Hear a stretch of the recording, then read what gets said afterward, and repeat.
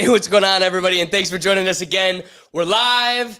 And don't forget, the whole purpose of the Rethink Tank Live is to get you involved. So be sure to jump into the comments, smash those buttons, and get involved because we want you to add the next layer of the dynamics of today's show because, boy, do we have a doozy. Starting off with Disney canceling their own Pride and Joy Tinkerbell.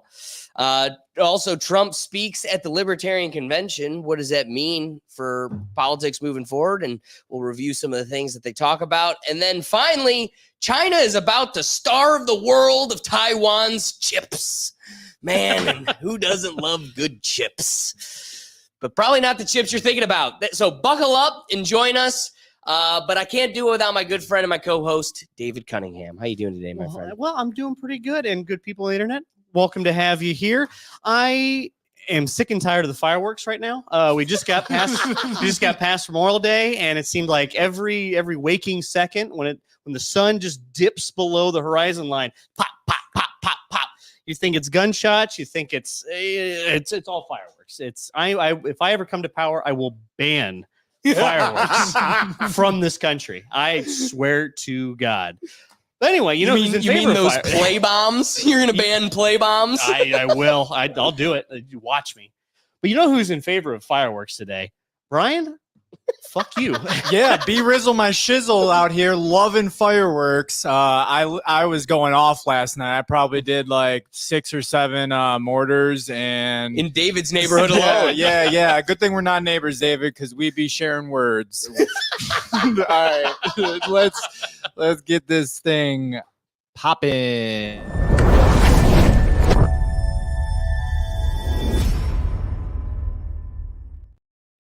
All right. And, I just want to debut because it took 4 months to get here.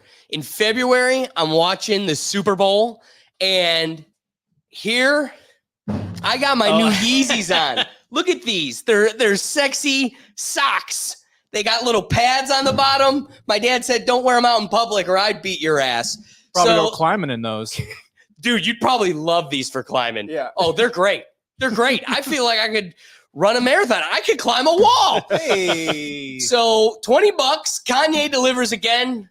Kanye 2020. But let's bring in and introduce. We couldn't do it without our pickle gallery out there in the wing. Let me introduce our good friend from Just Another Day TV, Ricardo Wright. How you doing, Ricky? Bless up. We're about to put some fairy tale on the show today, y'all. So bless up. Happy to be here.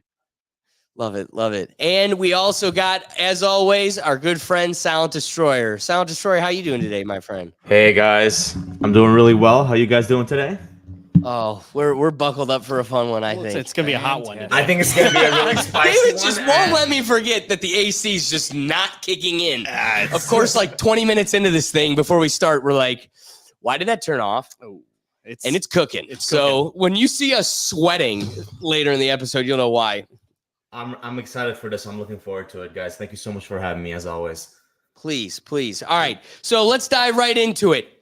Disney is, self-inflicting their own censorship. They're out here canceling their own Tinkerbell. Now, I am willing to pander. I'm willing to tip a hat to the authorities of the internet.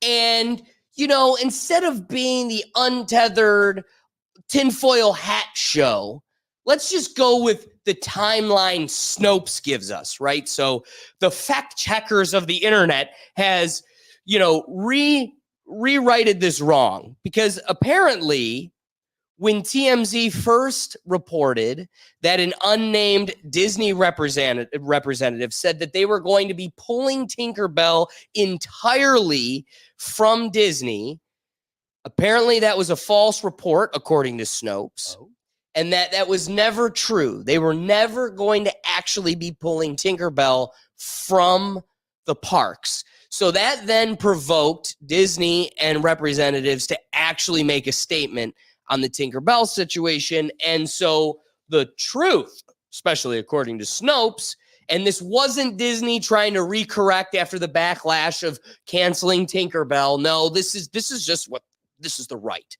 So according to a source from an unnamed Disney representative, they are quoted saying The company planned to redesign Tinkerbell's theme park character for modern audiences due to her problematic image. Oh?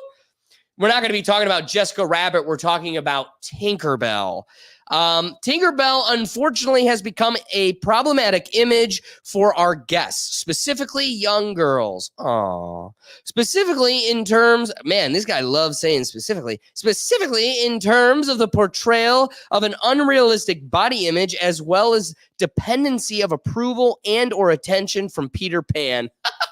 As soon as seen in previous incarnations of the character, we feel these traits are no longer representative of our inclusive focus in our values, and thus are currently in process of redesigning an updated Tinkerbell for modern audiences. Because the Tinkerbell is a beloved character and she continues to appear in all of our parks around the world. I just want to say, one, what does this do for the original Peter Pan and Hook? Like, are we just throwing those away? Does this mean another Peter Pan's coming so we can redesign what she looks like and then we just embrace this new one? And then also, I just want to inquire, are we really, is this where we're at? Is this where we're at? Are we really going to say Tinkerbell is inappropriate? That Tinkerbell is a bad, icon for your little girl, when the same little girl hits play on her iPhone and listens to WAP. So I don't know. I'm going to leave it to the floor. Let me know. Maybe I need to redirect my parenting scheme. In the comments, let me know. What do you think? Is just that skirt just too short? Or are you going to miss them legs? I don't know. What do you think? Well, she does have impossible body standards. I mean, a small little fairy. I don't know. Wait. Bring impossible body standards. There has been 30 years of cute girls being Tinkerbell at the park. And nobody was like, that isn't Tinkerbell enough. Because what? Her hips? Bitch, she's 3 inches tall. She's a fairy. I mean, that's the point. We have a 20-year-old girl dressed up as Tinkerbell, playing a 3-inch tall character, and it has been sufficient for every family photo at Disney up until this point. Impossible? I say possible.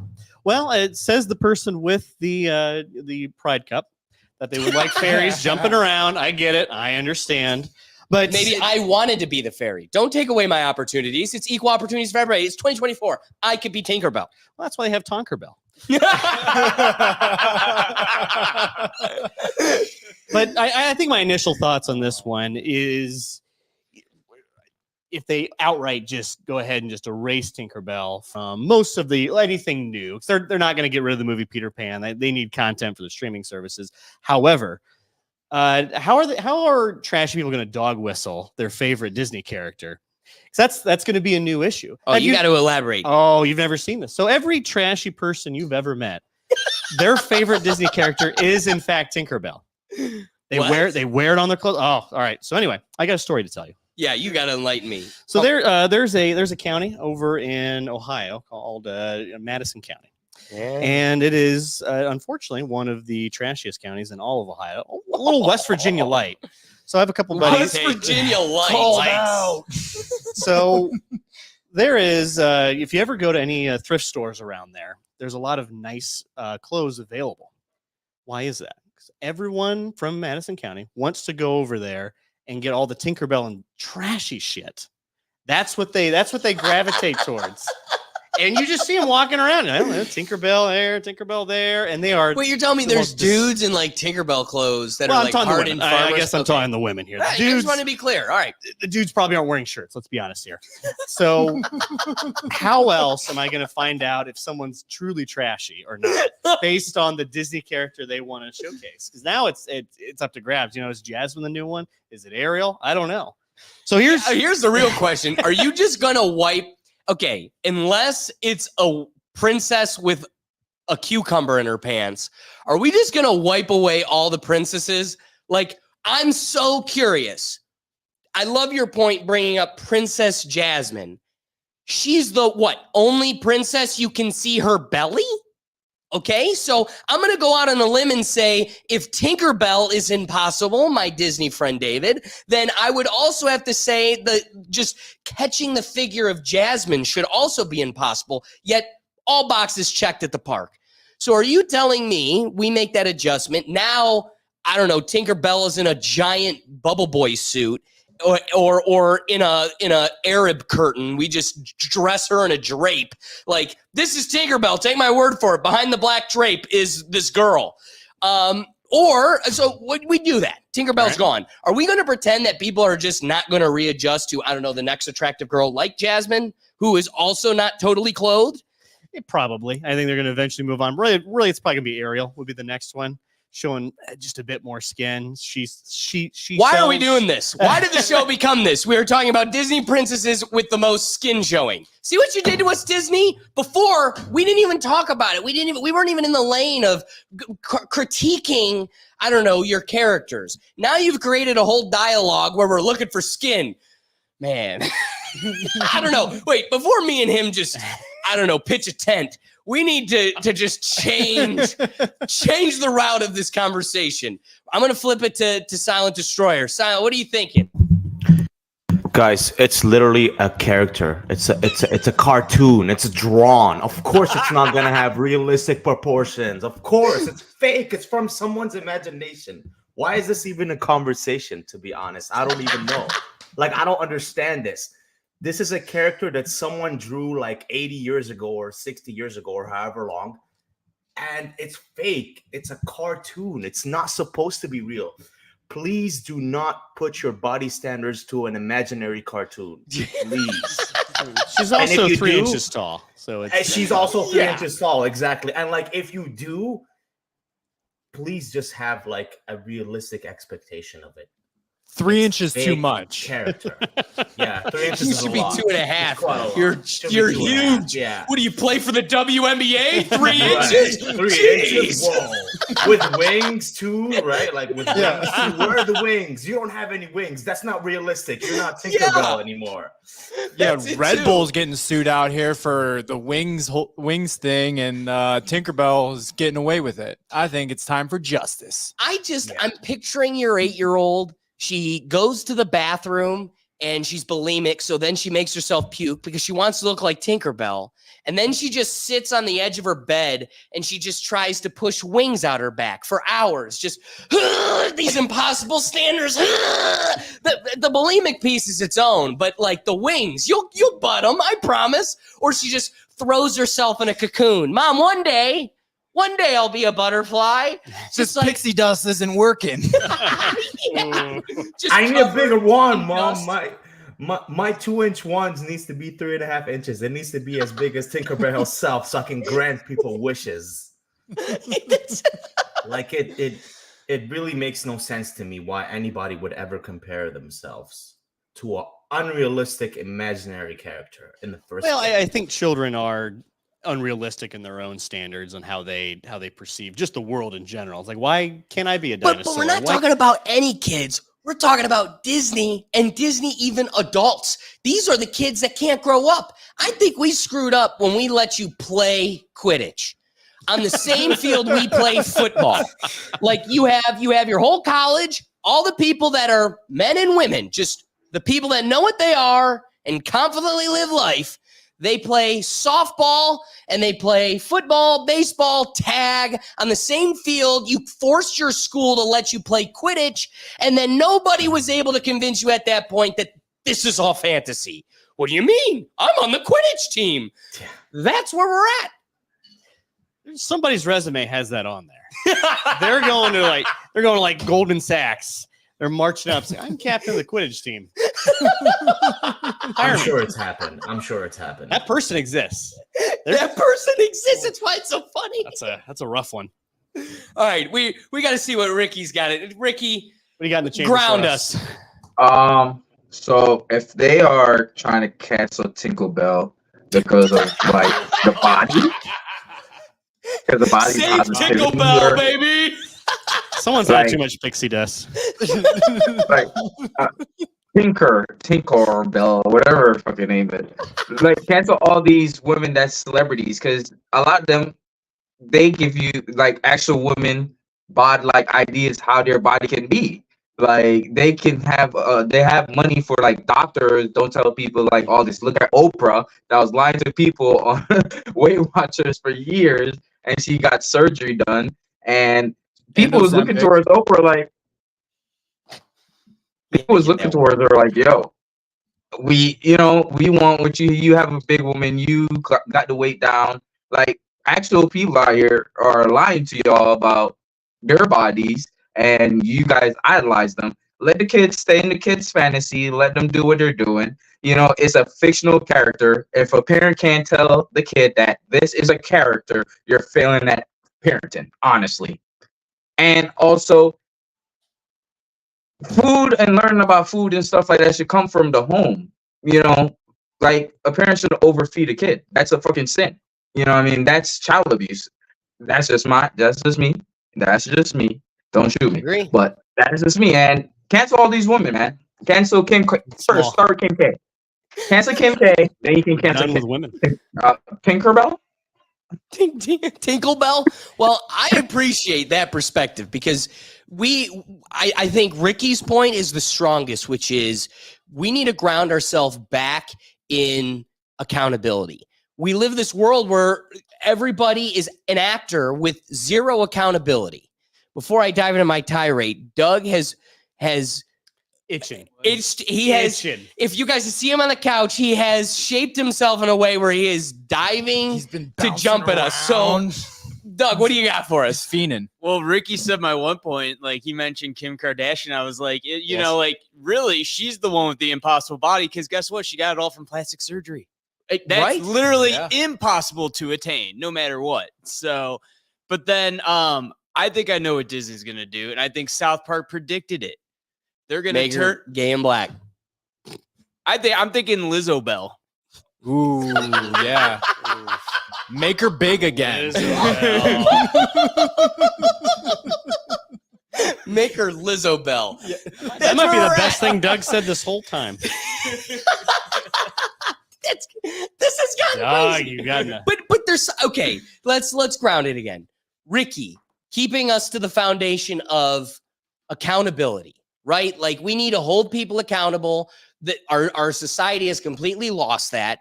And I also like Silent Destroyer's point of this was a character drawn 80 years ago. Like this one is a cartoon. So where are we getting mixed up here? You are applying cartoon body expectations, which is abstract, fun, whatever, to humans. But then I also, something that I touched upon and really hasn't been chewed with much here is, but these aren't impossible. We made the impossible image of a cartoon real when a 20-year-old throws on the costume and satisfies the entire park. Nobody goes, hey, that's not Tinkerbell. Tinkerbell's supposed to have bigger knockers than that. Like, this is quite literally satisfying the entire park. Like, when Tinkerbell is right next to the, I don't know, pick a Buzz Lightyear and Geppetto. They don't even have Geppetto. If we had the tech services to get it all up here now, I would show you a picture of Geppetto at Disneyland. You know what? Geppetto, who is a cartoon man, guess how they made Geppetto? A giant stuffed man. It's a man in a man costume. They don't get a guy with a white mustache to make it more. Nobody feels offended like that's unrealistic. Oh, I can't be big and colorful like Geppetto. No, it's just you use your go figure. You use your imagination at an imaginary fantasy land. So, I don't know. Let's bring it to wrapping points here. My wrapping point is, one, how long do you cater to this before we have nothing? Like, at some point, Wall-E is going to trigger your AI. I'm not that short and stumpy. You got me in a nice, sleek iPad. And then your AI wants you to cancel Wall-E. Or, again, at some point, you change Tinkerbell to a Lizzo Tinkerbell, and then nobody watches Peter Pan. Disney loses all their money, and then magically they go, Tinkerbell's back again. And they're like, yeah, I watch Harry Potter now, or whatever it is. I've moved on. I'd rather watch Paw Patrol, or and you know, that gives an unrealistic image of what you're. Mommy, why doesn't my dog save the world? Maybe because you have to be a parent and sit the kid down and go, hey, kid, guess what? That's called a TV. And it's telling you a vision. And it's totally fake. And I don't know. I think, one, it's shocking how much we continue to cater to it. And it leads me to that question, at what point does it stop? And it really doesn't. But we all know what grounds this, which is money. And so the money is what talks. At some point, you need to get fed up with it. I grew up 1993, Toy Story comes out. Love it. Becomes my life. And I think everybody in this room could say it had a big impact on them too. At the same time, then 2 comes out, 3 comes out, 4 comes out. I keep getting older. These movies keep getting older. They change a bit, but at some point, they still have they still resonate with me, but also I realize that I'm not the audience they're being created for anymore. At some point, we need to realize that we've lost our ability to make new stories. That's what that seems to be. How about instead of changing Tinkerbell and abandoning it all, you just come up with a new story that changes it? But then when they made Buzz Lightyear, and I just wasn't a fan of you needing to make a gay character. Yeah, as I sip from my ally cup. I'm an ally. But you vote with your views and you vote with your dollars. And I did not want to vote for this. I thought you kind of just ruined something that could have been interesting. It was a new concept on an old idea, and you totally turned me off from it because it felt like a forced agenda. Until enough of us start consuming that way, you don't like when they make the mermaid black? Well, then just don't watch it. Or if you don't like that Spider-Man isn't inclusive, then don't watch it, and they'll make it inclusive. The problem is you guys don't dictate the market. You're the minority. So you need to force it on us. I don't mean the connotation of like race. I just mean numbers wise, the people that believe we need to make a gay character in Buzz Lightyear are the minority. So until the majority of us start consuming products with our votes and Disney feels this, they get to force their will upon us. So I also think we need to become aware of where the power lies and regain that by taking your viewership serious. When you're on YouTube and there's a guy you don't support, or it goes across the board anywhere. You don't like a product, Target. I don't like what they're putting on their shelves for kids. Okay, well then stop shopping there and they'll stop putting it on the shelves. But unless you curb your action, this will continue. I don't know. Wrap and talk. Well, I'm going to take it on a bit more optimistic note. I'm hoping this removal makes a way for a new idea or a new concept, and they introduce that into the park, so they start promoting that, which I think we can both agree on. As long as it's new unto itself, original story, we can turn this into a positive. Sure. My other point: you have picture yourself. You have a 8-9-year-old daughter. She's thinking of Halloween costumes to wear. Her options are Tinkerbell or Snow White. Which one are you really encouraging her to wear? Oh, yeah. Tinkerbell. Get them legs out. No, it's obviously Snow White. Yep. I think I wonder if there's just a little bit of like throughput where more and more of management starting to have kids like, wait, but hold on. I want to bring this back. All right. Do you know what movie came first? What story came first? Snow White. Snow White. Yeah. So can we get rid of this ageist, like, bullshit narrative that like, we just conserve the sexist of the past? Like, you know what's even older than the 3-inch fairy with legs showing is a woman totally clothed. Oh, wait, but that one has a grape issue in it because Prince Charming kisses her and wakes her up without her permission. I forgot that one. I used a bad, so I guess it's all damned. Let's just bury the history. Totally forgot. And Can't use Sleeping Snow White Beauty either. too. That's not a good one either. Yeah. Yeah. So I guess I don't want my daughter dressing up as that either, because I want her to feel confident in being able to present consent at any day and any time. So Jasmine. Yeah, she hops on a carpet she jumps on the magic carpet ride on her own free will. She is into criminals, though, so I don't know. I don't know if we want to be promoting that. Criminals aren't fun. I don't know. So let's give it to the peanut gallery. Silent Destroyer, what do you think on rapping thoughts? Just like Ricky said, just like you guys said, it is up to the parents to convey to their kids that, listen, this is fake. It is a character. It is not real. Do not base your self-confidence or self-image on fake characters that were drawn 80 years ago. That's it. Keep it simple. You know, there's no need to complicate things. Like, hey, mom, I want to be Superman or I want to be Batman. Yes, honey, you can be. I'll buy you a $10 costume. Yay, mom, I'm Batman now. You know, that's it. Like, It's that. I'm not all of a sudden going to be a billionaire and have like high-tech gadgets and have like a 12-pack ab and body like Batman. No. And my mom realistically portrayed that to me when I was a kid. So I would hope that parents these days are doing the same thing too for their kids. Because if you're not, God help you. He raises the greatest point. Since we were all children, we've been wearing iconic costumes that have had painted or sewn in abs. Abs, yeah. And just so y'all can see, I have a whopping 1-pack, like a big old keg. Yeah. And I don't feel oppressed. So either you're mentally weak or you're mentally weak. I think that's what it is. So kind of resonate with that, buck up, buttercup, and figure it out, or get crushed by the world that will move on without you. I don't know. Great point. Let's bring in Ricky. Ricky, rapping thoughts. Corporations. I'm going to involve the government in this a little bit. Stop trying to be our parents and tell us how to parent children, the people that have kids, to how them to dictate their kids and what to do. That's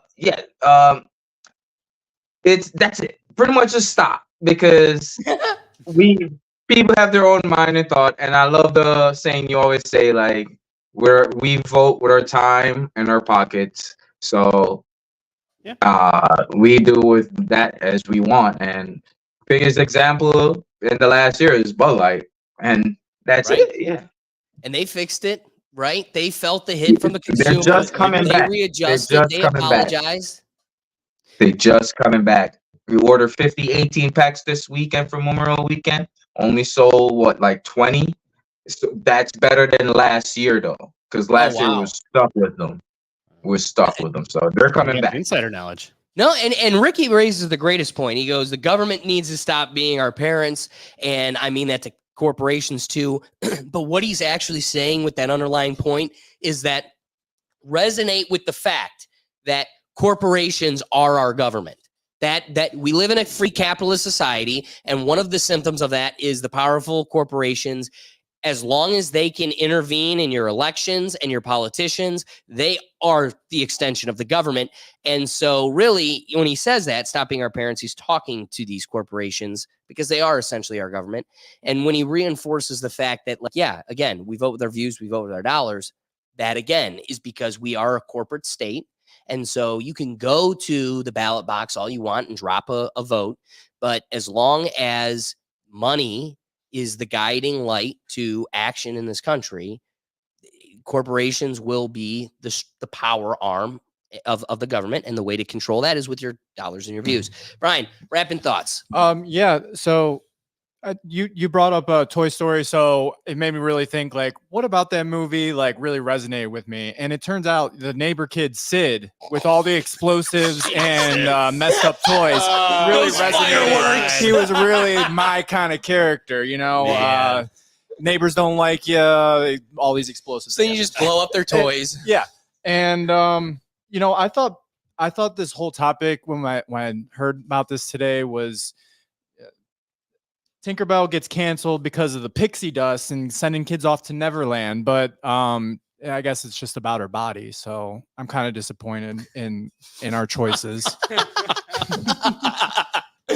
I like that point because this is the perfect transition as we get into the next topic. as we talk about gender roles and, you know, what makes a man, what makes a woman, man. you know, the attributes. And, you know, David was triggering the internet with his soy boy positions. He just came off so soft to the internet. And as who was it? DC? I think DC was the one that said David clearly can't open a pickle jar. So, right, drop us on this middle camera. Yeah. So we've got ourselves Nathan's Pickles. That's actually why David didn't show up to last week's episode. He thought we would have forgot the pickles. He thought he was not going to be challenged. Prove to this studio of men that you're one of us. Ooga, one of us. Let me dry my hands off here just to get the best. I slobbered it up. Ooga, one of us. Ricky. Hey. Ah. Look at that. Let's get some nice dill in here. Oh my God. Oh my God. Claps going on. Yes. But see, then the way he Multi-talented. wolfed it down got sus real quick. That was I want a pickle. All right. This one's pretty fun. And honestly, a pretty big deal. This is the It's a big first deal. time. What's that? It's a big deal. It's a big deal. This one's kind of a big deal. All right. For this next topic, we should get excited about whether or not who you're voting for. Trump spoke at the Libertarian Convention. And this is a big deal for many ways. One being this is the first time that a front runner for president was at the Libertarian Convention, but also an actual president. Former president, yeah. And a former president. So this finally legitimizes an additional third party that has amongst the third parties not been taken very serious. Brian, can I get the mouse pad? Yes, sir. So we're going to be debuting two speeches that were at the Libertarian Convention. First was from, thank you, Brian, the comedian Dave Smith. And honestly, if you're not familiar with this guy, yes, he's a comedian. Yes, he's real funny. I saw him at the Comedy Mothership in Austin. He was great. But more than just being a funny comedian, he's truly a brilliant political thinker. And I can gain a lot from him. I think I relate to him a lot too, because there's kind of a curse that I think I hold that I don't know, many you may relate to it or not. But in this world where we just are getting totally this ruse and you're watching everybody getting fooled and you're wondering how this is possible, it's truly because everybody has goldfish syndrome, right? You have the Las Vegas shooting, and then the next thing happens. You just totally forgot about the biggest massacre in American history. Oh, did you forget about that?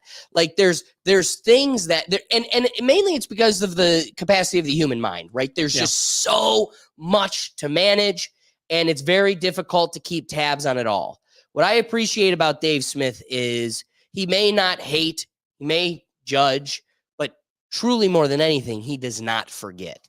And so in regards to like relations with Yemen, other political relations just across in the global arena and just domestically, the guy is very well educated across the board, and it makes for a great listen. So if you want to, he was just on Joe Rogan. You should listen to him. Every time he comes on, it's always great. But this is Dave Smith at the Libertarian Convention, speaking before former President Donald J. Trump came on. Okay, listen. There's broadly speaking, I think, two groups of people here. Okay? No, but I'm serious. There are members of the Libertarian Party, and there are people who came here to support Donald Trump. And if you notice, that pop is much louder. Listen, I have a message for both of you individually. I hear you. To the members of the Libertarian Party, which I am also one. Guys, listen, here's my message to the libertarians here. The former president of the United States of America and the current frontrunner to be the next president is here to talk to you. That's pretty cool. Yeah. We are not a bunch of college leftist sissies. We believe in free speech. So be respectful. Which again is a pretty cool point to champion. We don't need to silence. We don't need to change Tinkerbell. We don't need to silence the opinions we don't like or agree with. We're like Trump. We're willing to welcome them on our stage and accept the challenge. I'm not telling you you have to agree with him, and I'm not telling you you have to cheer for him. But we're not having like Jordan Peterson at Berkeley event here. And the message we're sending to the world is not that we can't handle ideas that we disagree with. That's a cool point. We are libertarians. We are constantly surrounded by ideas that we disagree with. Boom. We're in Washington, D.C., for God's sake.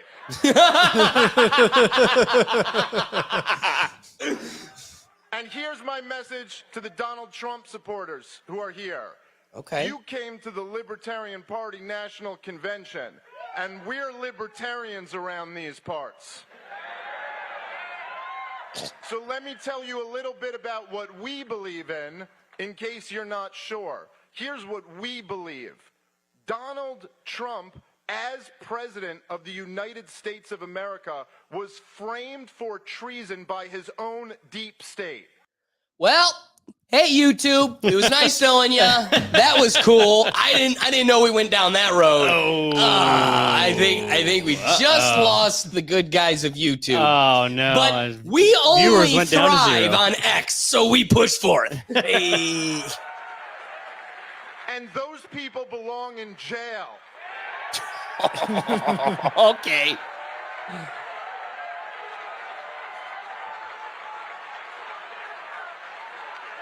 Okay. Speak. Wrap it up. Lock. It is an absolute crime against our nation that the intelligence agencies that supposedly work for the president would dare frame a presidential candidate. But they crossed a whole nother line when they framed the sitting commander-in-chief. And not one of them has paid for that. And that is unacceptable. David, thoughts on that? Oh, I'll have some thoughts on this whole thing. It's, You don't have thoughts on that point? you know, it. Jesus, the. I'll go to my thoughts when I get the main stage here, because this is interesting. Around these parts, we are truly America first. We believe in no foreign adventurism. We are strict non-interventionists. America First is a curse line. It's a dirty word. Yeah, you can't say that. Heaven forbid you make it The great. proxy wars of choice following 20 years of disastrous terror wars in Ukraine and in Israel are absolutely inexcusable, and America should have no part of either of them. We are $34 trillion in debt. Just think about that. $30 trillion in debt, and we just casually just operate. Spend more. Take more taxes, spend more taxes. Our interest payment is as much as we spend on the military. I don't even want to. I get to say that.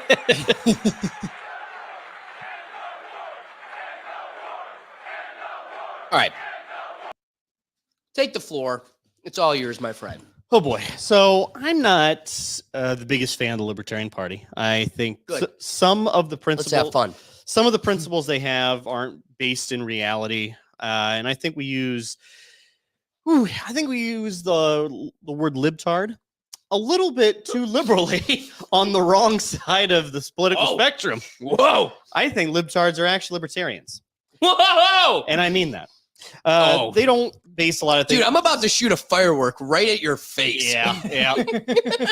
With my freedom. Libertarians seem to live in a vacuum in which chapter 1 starts right now. Oh, if I could live life as a libertarian right now, well, life's going to be wonderful. I could just do whatever I want, and everyone will leave me alone. It's going to be utopia.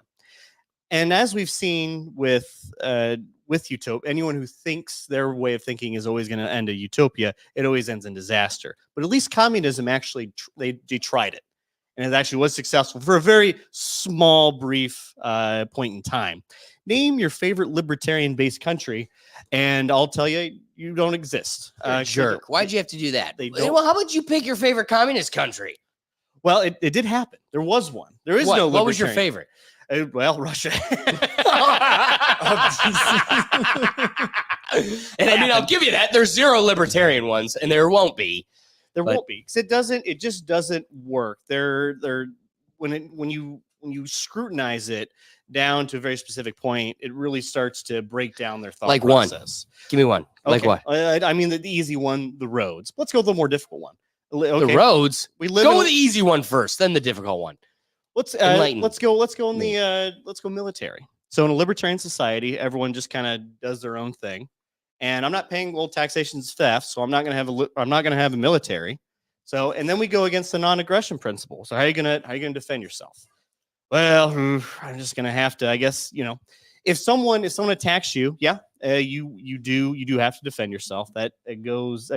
I guess that doesn't necessarily go against the non-aggression principle, but eventually there is going to be a time where you do need to be the aggressor and you do need to expand your ideas outward.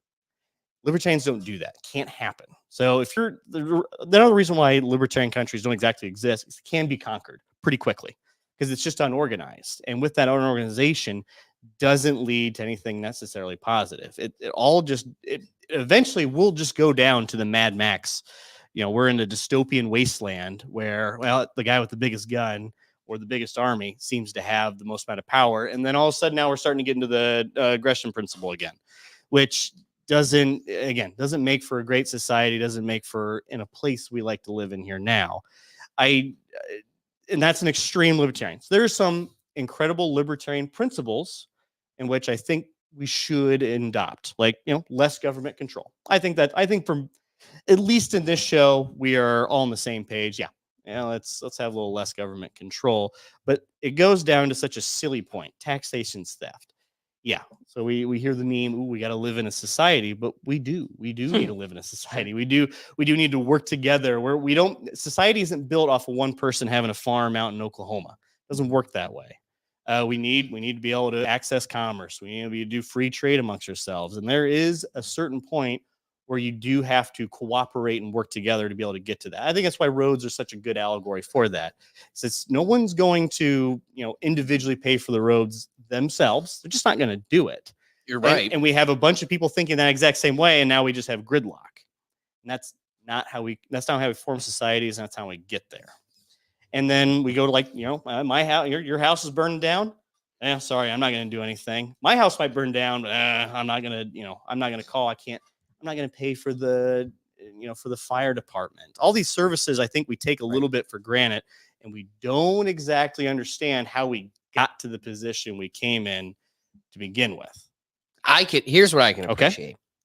I can appreciate the fruits of your point. The whole tarred tree, that could go, but the fruits on that tree, I can get behind. First, I just want to say thank you for being such a masculine man, because these pickles are slapping. They are pretty good pickles. These are popping. Shout out to Nathan. And I wouldn't have been man enough unless David was here to open it. Now, to my retort to your point. Okay. We are living in the world of extremes, right? So the blue team and the red team are both extremes, trying to, like acid and basic, trying to find some sort of neutrality, right? So we're hoping that we can throw the two extremes at each other and find some sort of middle ground. And neither of those extremes resonate with anybody. So how do we pull this bitch back into more of the middle? I think you have a more extreme moderate. Let's agree. Taxation is theft. Love living in an old point, because I definitely don't love losing half a paycheck. But the truth is, we also don't get to have all of this without having some sort of taxes. So how do you actually instill or enact pulling back on taxes? With you have to take a radical approach. It never goes straight to, well, taxes are totally gone. But how do we get to a place where we start winning them back and then we can reevaluate, right? So you throw out, and again, it's hyperbole, but you call it tax or theft. You want to go without taxes totally. No government. No person is throwing a politician out there truly under the belief that we'll have no government. Hell, we're giving you a government official for you to vote for so we can have a government that more resonates with all of us. I'm not a libertarian, but what I am is somebody that's trying to force this chokehold of bipartisanship to accept more options.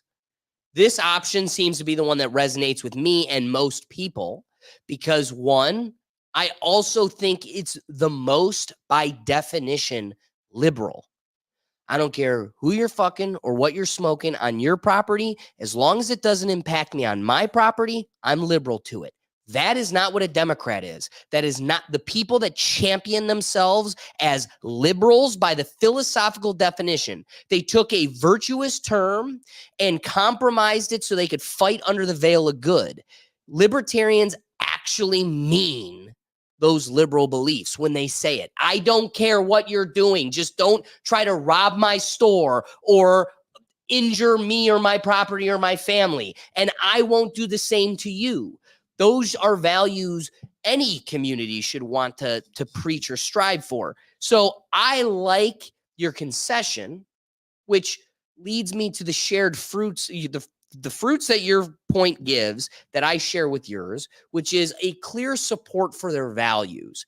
And where their policies may seem hyperbolic, guess what? Those are not RFK Jr. Those hyperbolic points you just raised are zero of the points that their presidential candidate purports, because he's kind of a quasi-Democrat. He's a Democrat we don't hate, right? Like he's a Democrat that doesn't suck. Like he could have some policies that could be better. They don't perfectly resonate with me, but in terms of evil orange guy or a dead puppet for the shill machine, this guy seems to be the most like me, and he still isn't like me, but he's closer. So if I want to live in a future 25 years from now that allows me to have more options, and with those more options, there are options that resonate with me more than what I currently have. How do I walk down that road? To me, my position would be forcing the system to accept a third party. How does that look? You got to start voting for them. Stop looking like they're throwaway votes and stop getting lost in the weeds of, extremist libertarians that I'm not going to deny do represent the position in the party. But then when we look at the presidential candidate, the person that in the creation of this party would be the first among them, because it's not a party in Congress. The Libertarian Party is as much a political party as the Rethink Tank Party. It's a bunch of guys in a room going, this is us. We are the thing. It actually isn't a created party with legitimacy until there is a politician championing it in the arena. So I want to look at who is the guy that's championed the shield and sword. That would be RFK Jr. RFK Jr. is not saying we're going to get rid of taxes. He's not saying no government, and he's not saying we need to take this radical step towards libertarianism. But what he is saying is we need to start opening our eyes to third options, and we're going to get there. We're going to get to Trump, but Trump spoke at this thing. And there's something to be said about the fact that all of these political parties since the beginning of this thing has only spoken to two political parties. And for the first time ever, a Republican candidate found it necessary to legitimize and speak to these people. One, I think it's because probably the populace within this people, yeah, they may be tards in some respect, but also, David, I think that a lot of them make up the population of voters that are thinking the most, that are most on the line, that their will isn't sold by the jersey political party they're wearing, the dangling thing between their legs, or the skin tone of the representative. They actually want to give a shit about the policies they want to put in place, the history of this person, how they speak and represent themselves. And so to me, it feels like, and hold on, Captain Dingles, RFK is a no way libertarian, just another APAC controlled shill. And there may be something to that. And guess what? I'm not sitting here saying that RFK, the guy, is the answer. But we do need to start taking steps that make third options more than this bipartisan chokehold, making them more legitimate so your boomer parents don't look at it as a wasted vote, a throwaway vote. And we can actually start getting, I don't know, populist control back. I mean, none of these people represent us. South Park nailed it 2 elections ago. It's between a douchebag and a turd sandwich. Are you ever going to get tired of that? Say RFK is a shill, all you. I'm with you, dude. Dingle, I'm with you. It really bothers me that his ex-wife, she, I guess, suicided herself, but she was best friends with Ghislaine Maxwell and then was offed. Okay, that alone makes me not trust you. That alone makes me feel like you're just as much a finger of the same hand as Trump. But let's also admit the chokehold, the suffocation, the control, they don't have in a third option in the Libertarian Party. So yeah, we may not agree, but this is how we open that door. I want to get your thoughts before we dive into the Donald Trump video. I think a lot of the Libertarian Party is going to end up being the new Tea Party in a ways where we have a lot of momentum for this third thing, and then we just kind of stop because every libertarian it's like every libertarian is still just going to vote Republican by and large, which is interesting. Like Trump doesn't make a whole lot of bad politically, I guess, politically or like outwardly politically bad decisions as far as like his appearances. He usually plays it pretty safe. He's usually, I think he gets the temperature of the room politically. To go to the Libertarian Party is either bad judgment on his part or he's desperate. And I'm not sure. Really? I'm not sure which one's worse. Because I think he understands it. And one thing we preach on the show is you got to do your political homework. If you're going to have a political opinion, you got to do your political homework. And I do think libertarians do their political homework. They're at least on a kind of a surface level. They understand what's going on and how to at least to fix it. Now, when we start getting a little more, they get a little crazy, but at least on the surface, you could talk to a libertarian like, okay, all right, he gets it. He understands it. I think we can have an average libertarian go on the show and probably do pretty well without too much vetting of that person. And I think that's something that party does try to captivate. However, Trump going there and speaking, he must have known, or somebody must have told him, hey, these people aren't exactly the biggest fans of you. You've seen the comments on Twitter. This shouldn't be news to him. Now, is he going there? I think for the same reason he shouldn't go there is probably the reason he went there, saying, well, these libertarians are not voting for Biden again. There's no way. They're not doing it. Then why go? That's like trying to encourage the evangelical vote. It's like, they're not, evangelical Christians aren't voting for Biden. They're not voting Democrat. When it comes down to brass tacks, they're going to go to the voting booth and they're going to see 2 options. They know their third party is probably not going to work. I'll vote Trump. Yeah. So why even put yourself in? Because it's not very often you see Trump gets booed. That isn't in CNN or he's intentionally going somewhere where he knows he's going to get booed and he's trying to rally up votes. This isn't playing it. No conservatives looking at that going, oh, that's not a good look. I think that's a perfect segue into his speech. We're going to listen to his speech here because there's something commendable to the fact that he is walking into a wolf's den. And admittedly, I think he handles it well. But before we dive into the video, I want to acknowledge Captain Dingle's response because there's something to this. Any politician that says he would unconditionally support that state on the screen right now isn't a change, just another part of the uniparty. And I'm sorry. That right there is facts. You're seeing who is your real government. That is the truth. And I want something to be said about our first speaker, Dave Smith. All right. This is a Jewish comedian that I truly implore you to go listen to him on Joe Rogan, because his sophisticated ability to break down the dynamic between Palestine and the state on the screen that owns us. There's concessions on both sides. And so listening to somebody that should have the blinding bias of defending them, I mean, he doesn't hold back. It is unfettered knocks of just how we pander to them. They own us. And some of the things they do is downright evil. Not to take away from the evil atrocities that they're themselves dealing with, but that is the balance we're dealing with here. And I want it to be at least acknowledged. Yes, Captain Dingle's point, RFK Jr. isn't the saving light here.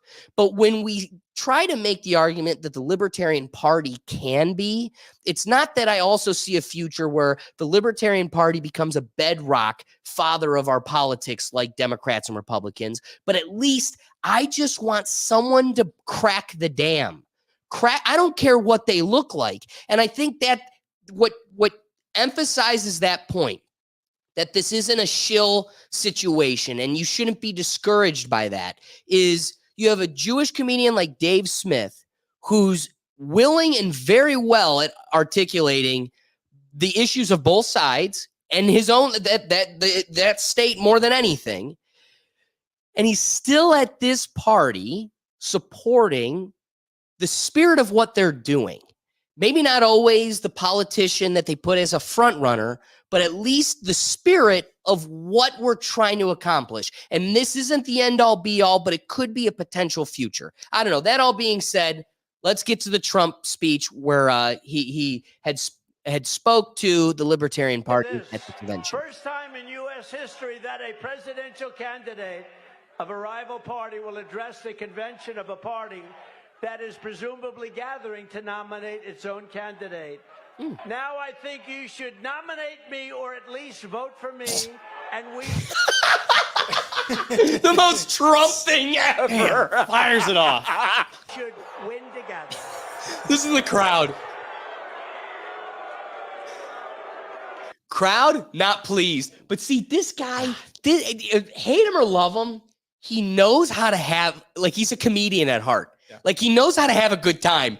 This smirk on his face, he's chuckling to himself, knowing exactly the gas, like the grenade he just threw in the fire pit. He's just like, nominate me. Boom. And then just laughs when it blows up.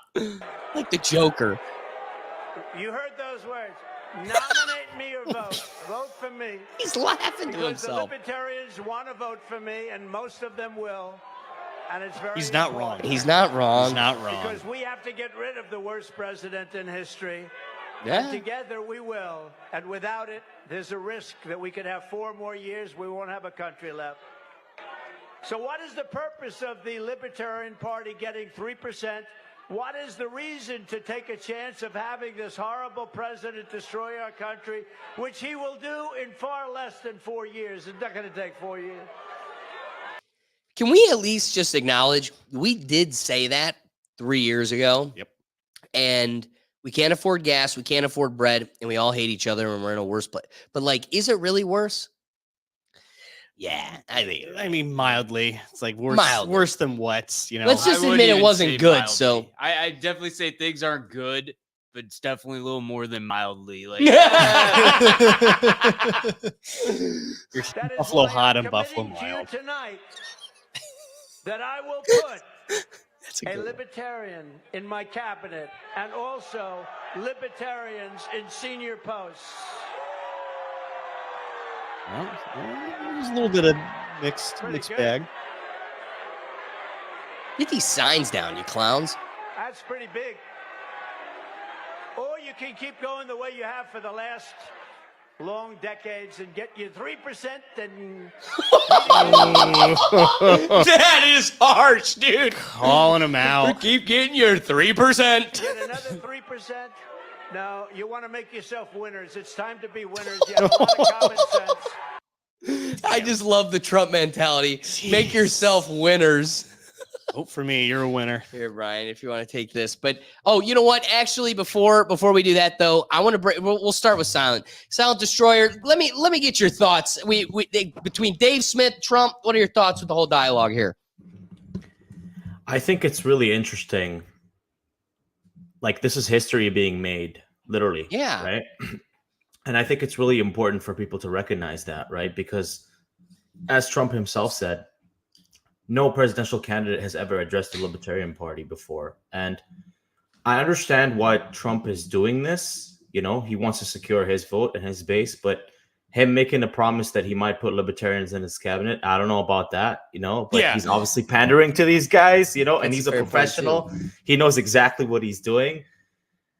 It's just really interesting, right? Because in the UK and in Canada, there's not a one-party system, right? It's a parliament system, and there's a lot of like people that can get represented in the parliament that don't necessarily fit like a conservative or liberal sort of standpoint. We have like the Green Party, we have the NDP, we have the Bloc Québécois. Like, there's a lot of different parties that are represented in our Congress or our parliament. So I think Trump sees that too, and he wants to sort of steer people, that 1%, that 2%, that 3%, as he said, towards like him, because as he said himself, like, that's the only chance these guys have of actually winning, because realistically the Libertarian Party is not going to be in power in Congress, like, at all. They might have like maybe 1 or 2 representatives if they're lucky, but even then their more realistic chance to get representation here is just voting for Trump. And Trump sees this, and he's leveraging this, and he's using it to his advantage. And I think that's exactly what's going on here. I can appreciate to see that. You know, I think your point also sets the stage for, you know, in contrast to everything that David presented, the truth is this base, no matter how libertarded they are, it is growing, and it's growing at such a point where they can't be ignored, and they're worth your attention. Yeah. And you actually need to address them. Let's get Ricky. What are your thoughts on this whole deal? Oh man, I love what Dave said, man. Dave Smith, that's the guy, the comedian. Yep. Love what he said. Not you. Damn. Nobody's agreeing with you. Damn. But there's no but. I love what he said. But yeah, there's a but. I never heard of the Libertarian Party until today. I heard about the Tea Party, the Green Party. Call me ignorant. That's okay with me. Hold on, Ricky, though. Tell me this is not, again, coming back to my point, this is a victory for the Libertarian Party. Trump just legitimized a third party just a little bit more with just a few more people. What's up, Rick? Gave him a great alley-oop. But I love what Dave Smith was pointing out. Not David. Dave Smith was pointing out during his speech. So I looked up what libertarians stood for, the Libertarian Party views are. And I love the main part when I see a party say downsize government. It kind of throws my hat in there a little bit already. I don't know much, but you know, I'm gonna hear y'all out now. You know what I mean? I'm gonna try to get more research and do my homework, as I always say. Also, Trump, I don't doubt it. I think he will actually put one of them in the fucking cabinet, one of them in a fucking senior post. What does he got to lose? When does he not? Smart. He like, exactly, and like, what does he got to lose? Like, he said it. I don't see a lot of shit he says like that to like he doesn't really do. So I would take him up on it. When he speaks for black people and say he gonna do this, and for black Americans, he does it. So I'll give him my 2 cents. And I like what the libs got going on. You know, take this alley-oop, dunk it, and capitalize on our next upcoming election cycle for your locally first, and then y'all can start branching out more. You know, I love it. I can appreciate that. I can appreciate that. Yeah. Now, Doug has been breaking his hand writing notes this whole time. I'd make another comment, and then I'd watch Doug just. So, Doug, what do you got? Oh, I have a few things in mind here, being the history man that I am. So, the libertarians, what they believe in is very similar to what our first government was. The Articles of Confederation, just a loose association of each state being its own country, very limited federal government. It failed pretty quickly, and then they created the Constitution. Now, has the Constitution grown too much? That's probably the issue. But like they're kind of like believing what we used to have. And I realized I actually voted for a libertarian in 2016, Gary Johnson. Forgot he was running as a libertarian. You just forgot and still voted Well, I for him? voted for him because it was Trump and Hillary, and I didn't really want either. First, not to totally derail our conversation, but David so I came back from Switzerland, a month and a half ago. And I used to have a fish ski. That's what I call it, a fish ski. It's a fish flask, and I'd put whiskey in it, and I'd take it golfing. And then I lost my fish ski on a hole somewhere. So, whoops. So I bought a new fish ski for the ski trip because I need one to go skiing with. Then I brought Swiss whiskey back because it was so terrible. I needed David to legitimize this point that like I couldn't be more prideful. If there's one thing America does right, bourbon and whiskey cannot be matched anywhere else. But you did make a point. Japan's pretty close. I think Japan's close. I'm wondering if this is such crappy, cheap metal. Dude, it's literally black. It's turning and you black. smell Yeah, it? Does it Dude, smell? you should smell it. It smells like aluminum. Metallic? And if you're wondering about the taste for you folks at home, 'Cause it's not great. It's pretty bad. It was bad whiskey to begin with. And it's now like- I'm watching him sipping and I'm like, get him a cup. Please dump that out. We're going to develop a tumor by tomorrow morning. Yeah, I'm probably gonna grow a third eye here. We already have I enough might plastic in I us. might reach The rethink tank is going to be tomorrow. sued to oblivion before it even starts. Yeah, All right, poisoned on your So, own show. Doug, go to your next point. I didn't mean to derail you. No, my only other thing too that I thought of is the last president to embrace probably sitting president, like who was a president running for a second term after not getting nominated or something. Teddy Roosevelt and the Bull Moose Party. He founded it because he didn't get the RNC nomination, so he developed a third party and siphoned votes from the Republicans, and then they both lost, and Democrats won. Boom. And that's probably what we will see happen again. Yeah, and that's probably, you know what? Trump being educated, knowing history, and knowing how these things play out, watching history repeat itself, and this being what happened in the past, I'm sure he was trying to correct the wrong before it even happened. Let's get ahead of it. This third party is what's going to cripple my ability to keep the dead guy out of the office. And so I need to try to win some of those folks back because for a lot of reasons, you lost it. Here's another cool thing. David doesn't like them. I like independent journalism. I like people with free thoughts and a zhuzh of brilliance. Damn. David hates Tim Pool. There's something Oh really my cool. God, that's your pedestal of independent journalism. Okay, all right. I'll hear All you I'm out. saying is the guy is so good at his job. First off, he single-handedly crippled Twitter when it was called Twitter. The attorney for Twitter, Vijay Gade, and Jack Dorsey, got totally ripped by him, looked like a fool in 2 3-hour episodes, but that's neither here nor there. Tim Pool's so good at what he did. The former president of the United States went on his show. So clearly he has enough of a legitimate audience and enough of a platform that it made it worth one of the most expensive mans in the world's time to speak to him. I only say that because I got super excited because that's the dream, dude. That's why we do this thing. I would give anything to do so good at this that I got to talk to the president. And That's fair. really, I'm just doing this to talk to 21 Pilots. So the president would be a really cool second. But there's something to that. I watched the episode. To my chagrin, it's an hour and 47 minutes, and about an hour and a half of it is him talking to some totally other guy. And he's like, but then when Trump goes, so Trump maybe talks to him for 15 minutes. Maybe I'll give him 20 minutes at best. And here's what's cool.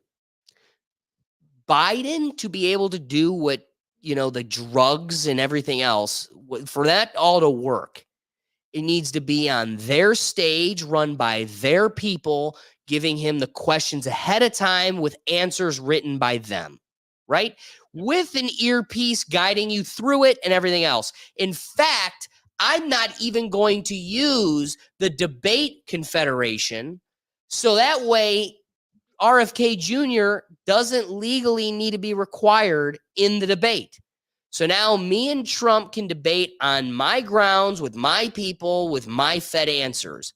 And there's something commendable to the fact that like Trump can walk into this place being booed and still be a showman, still make a connection, and at the same convention, talk to an independent journalist that looks you in the interview and says, I didn't vote for you in 2016. I did in 2020, goes on his explanation, but will look at you bold-faced and tell you, I didn't even vote for you the time that you won president. I didn't want you to win. And then continue the interview with what is clearly not prepared questions. He's the one thing that's on all conservative minds that appreciate or want to vote for Trump or had voted for Trump, but definitely doesn't appreciate his response to COVID. The Democrats want to pretend he did nothing because that's the only way they have legitimacy. But the conservative side of the political spectrum doesn't appreciate Trump for shutting down the businesses, mandating vaccines, and being a shield of that system. It's really cool seeing somebody put him on his heels. And what's even more commendable is his ability to speak. Oh my God, there's a politician that like we don't have to make excuses for.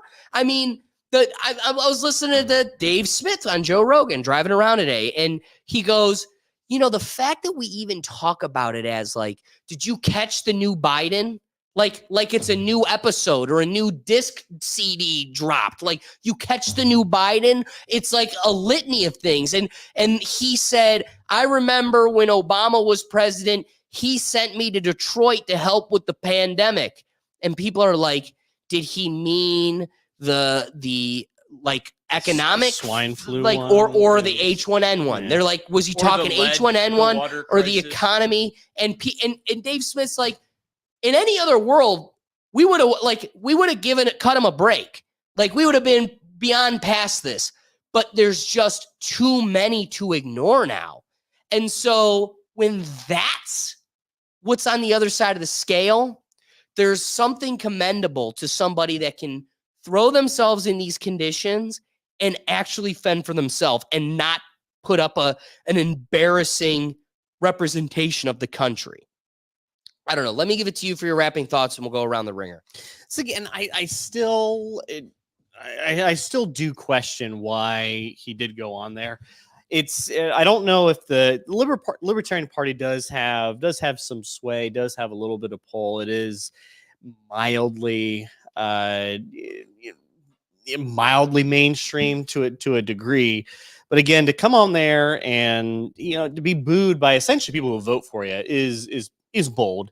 I do appreciate that. It's exciting. It's not every day you get to see that from either a sitting president or a former president. Right. That's the antics that Trump brings, and I think that is very, exciting to watch. Yeah, and I think the other interesting thing too is he's wanting the Libertarian nomination. Yeah. Not the Republican nomination, the Libertarian nomination. I find that I wonder if that's a very specific point he made, or he's just going, like, I want your nomination, I want your vote, not necessarily going, well, I want to be part of this party and I'm running as this party. Dude, I think that was a brilliant gag. Interesting. I think it was a brilliant gag. You mentioned you thought it was a gag. I think low key he means it. Like, yo, appointment. I bet you Trump's such an egoist. He's like, I'll be the presidential candidate for two parties. Like, that's how he, like, the way the math works in his head is like, let me be both. And it's like, dude, it doesn't really work that way. I'll do split ticket on myself. But again, for a former president to say, please nominate me, whether he's being insincere or not, to Ricky's point, you've legitimized it just that little bit more. Maybe the Trump will hire. Oh, geez. All right, let's take her around the ringer. I appreciate that. Did you finish your thought? Yeah. All right, let's take it to Silent Destroyer. Silent, what are you thinking? I still think it's just a way for Trump to get votes, secure a little bit of that 2-3%. And he knows exactly what he's doing with that move. It's a bold move, like you said. It's definitely a bold move because it might really backfire and they might have just hated him and not vote for him. But I think he knows that he is their only choice. If they want a libertarian or two in the cabinet, I think he knows that and he's leveraging that and he's using that to his advantage. And I think it definitely does legitimize them too. I totally agree with that because just like Ricky, he's never heard of them, but now he has, right? And a lot of people that haven't heard of this party now maybe have because Trump went there, right? It's kind of like, okay, if Trump was, part of his plan was to be there and talk to these guys, then they must have some sort of legitimacy because he wants to represent them, and that's why he's saying, okay, guys, I want to represent you. Vote for me. This is your only way to be represented, and he knows that. I that's a brilliant way of presenting it. I agree. Ricky, what are your rapping thoughts, my friend? I know the libs. I like how they move in with downsized government. Never heard of them. Take the alley-oop. They're the good libs. So I there's nothing else to say. I like if the comedian is saying what they stand on and standing on that's pretty much he's one of their representation. They endorse him as a person and he can speak for them and that's their message. What he was saying, I'm digging it. And they've been standing on it business. sounds more democratic to me than the Democrats. Like I like it. I agree. Rick, Doug's over here just itching. What are your rapping thoughts? I didn't have that much actually. But I think it's funny he got booed and everything, just kept going strong because he doesn't care. Dude's made Teflon. Everything. A boo means nothing to Donald Trump. Everything just bounces off that man. He just takes it and embraces it and turns it into like his fuel. I know you'll vote for me. Yeah, I know. But I know you love me. You're gonna love me no matter what. I think the Libertarians got screwed over, though, in 2016 because Gary actually had enough to be on the debate, but then they changed the requirement so that he wouldn't meet it. Like, they raised it to the point where pretty much no third party will ever be on a debate That's now. our government at work. Yes, they're afraid of a third party. They are. Oh, absolutely. Well, they're afraid of us controlling the government. The last thing they want is the will of the people. Yep. Whoa. Scary concept. Let's land this ship.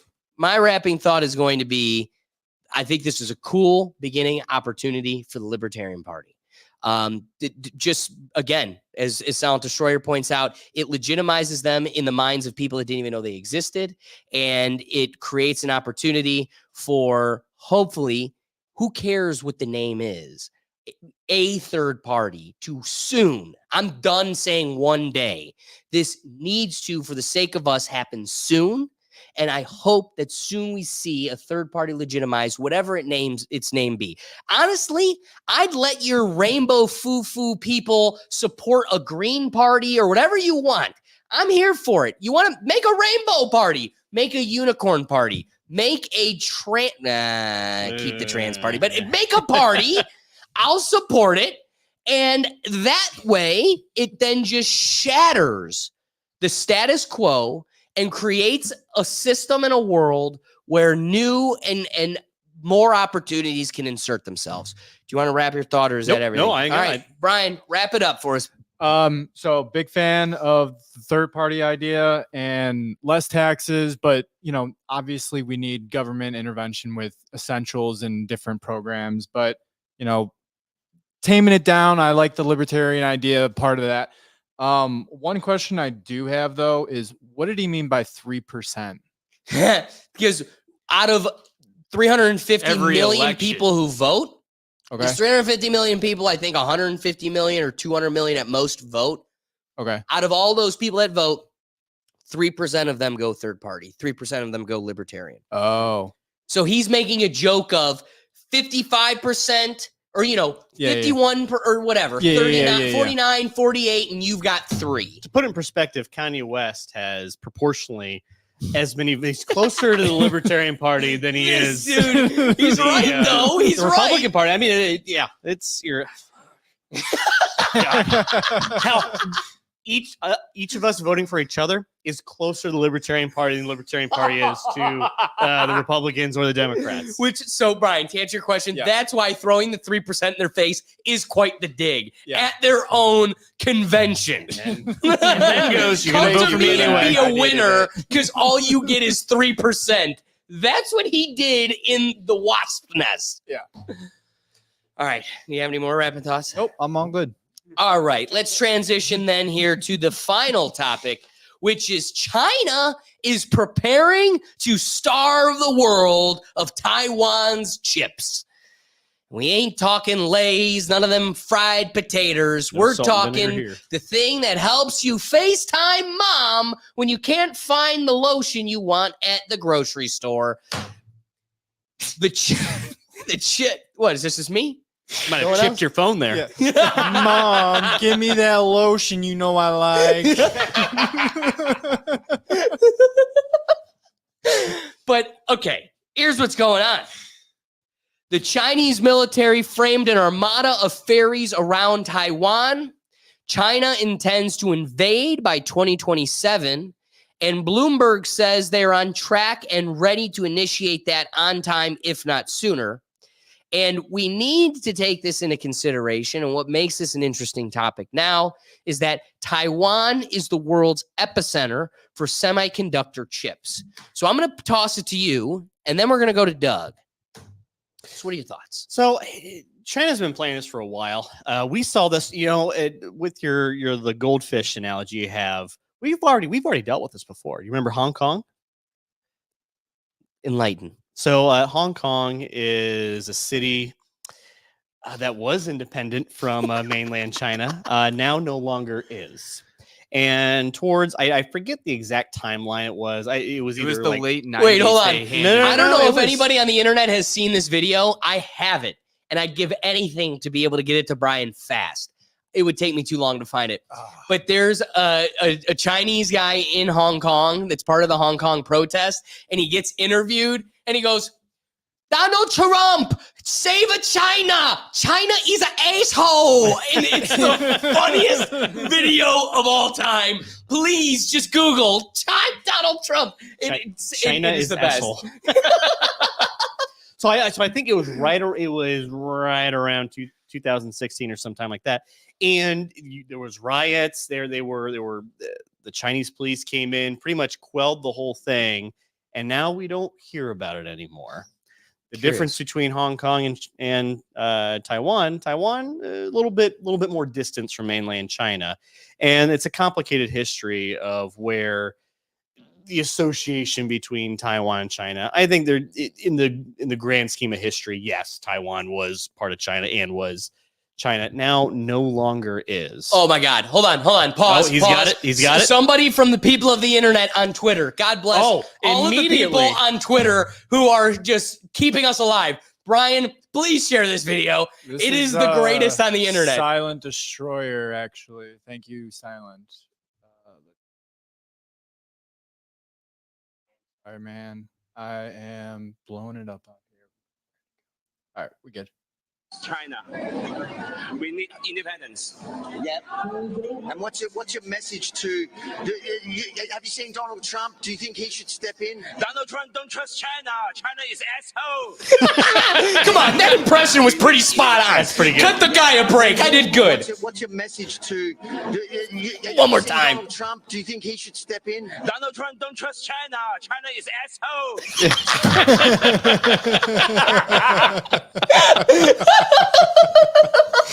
I think on that note, Dougie, what do you got? Part of the reason I think everyone is talking about this so much is two things. One, major chip producer. I mean, they produce, I think it's 90% of the world's computer chips. So we rely on them heavily. Second of all, we all remember the last time a major power was planning military drills and then decided to invade a neighbor. We gave billions of dollars to a comedian that could play a piano with his penis.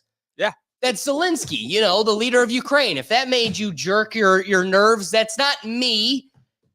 That's the political Facts. arena. That's what he did before president. Yeah. That's very true. But it's I think that's kind of why people are talking about it so much now. It's like, because there's always been the threat of China invading Taiwan. They've been separate since like 1949 or some crap like that, like separate independent island. But China had so many issues, they could never really get around to invading the island. And well, now let's see, China's military is all, in a huff and puff. They're hungry.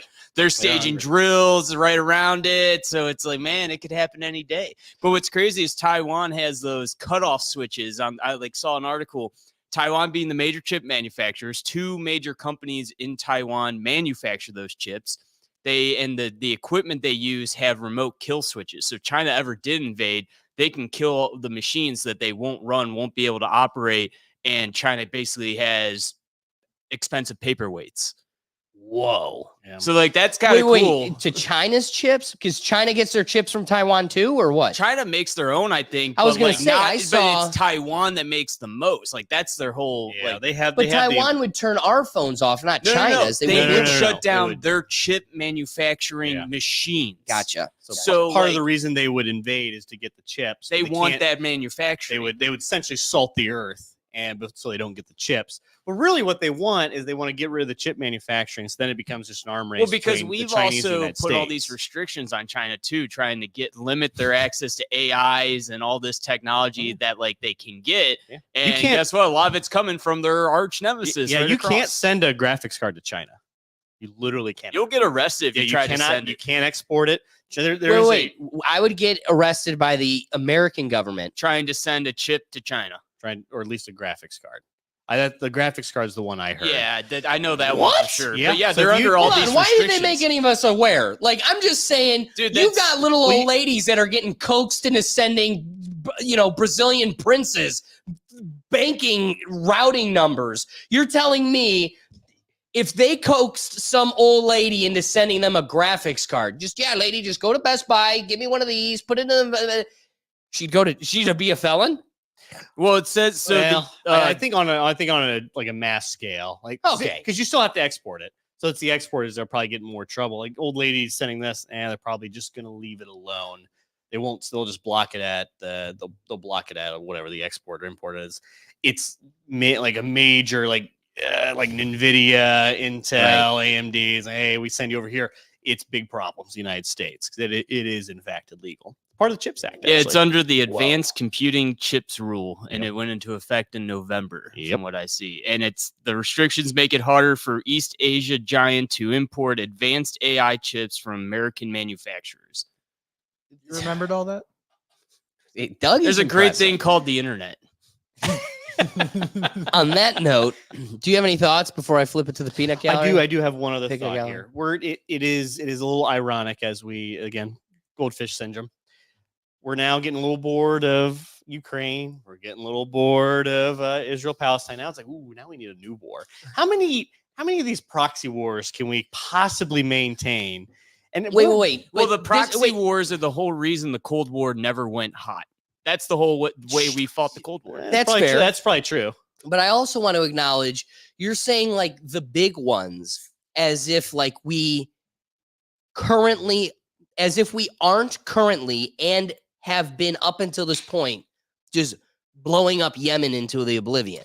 So like when you talk about our attention in regards to war, you're talking about what our media keeps us entertained with, not what's actually going on. I mean, yes, it feels like this is the next thing we fall in line being like distracted by, but we need to be reminded of the fact that we will agree that the Ukrainian-Russian incident came prior to the Israeli-Palestinian incident.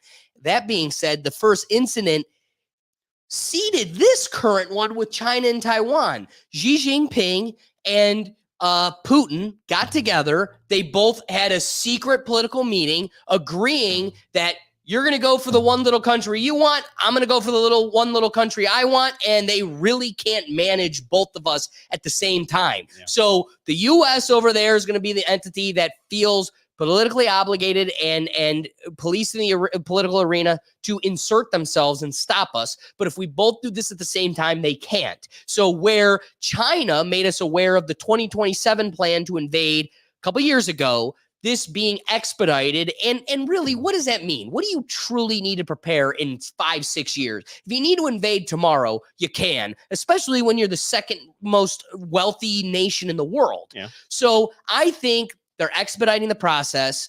They're realizing that strike while the iron's hot. Ukraine is crumbling and Russia's going to have it soon enough. So we need to do the same. And I say that, I know, I just made you all upset. I say he's going to have it soon enough and this all be resolved because truthfully, it's scary how we aren't willing to cooperate or negotiate in this situation.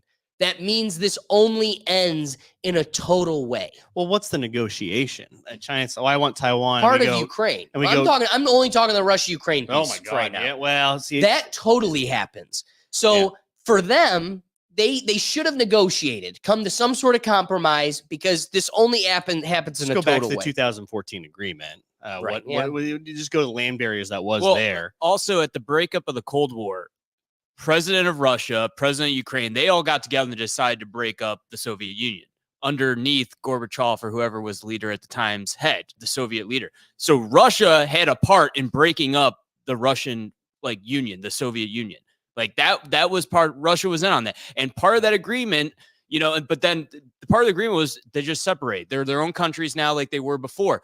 Ukraine had tons of military equipment, tons of nuclear stockpile. And we, along with Russia, made them give it back to Russia in exchange for security guarantees. Well, we all know how those went. So you can't really trust anything because there were guarantees put in place. This was set in place in the 90s at the fall of the Soviet Union. It only took 30 years for it all to fall apart.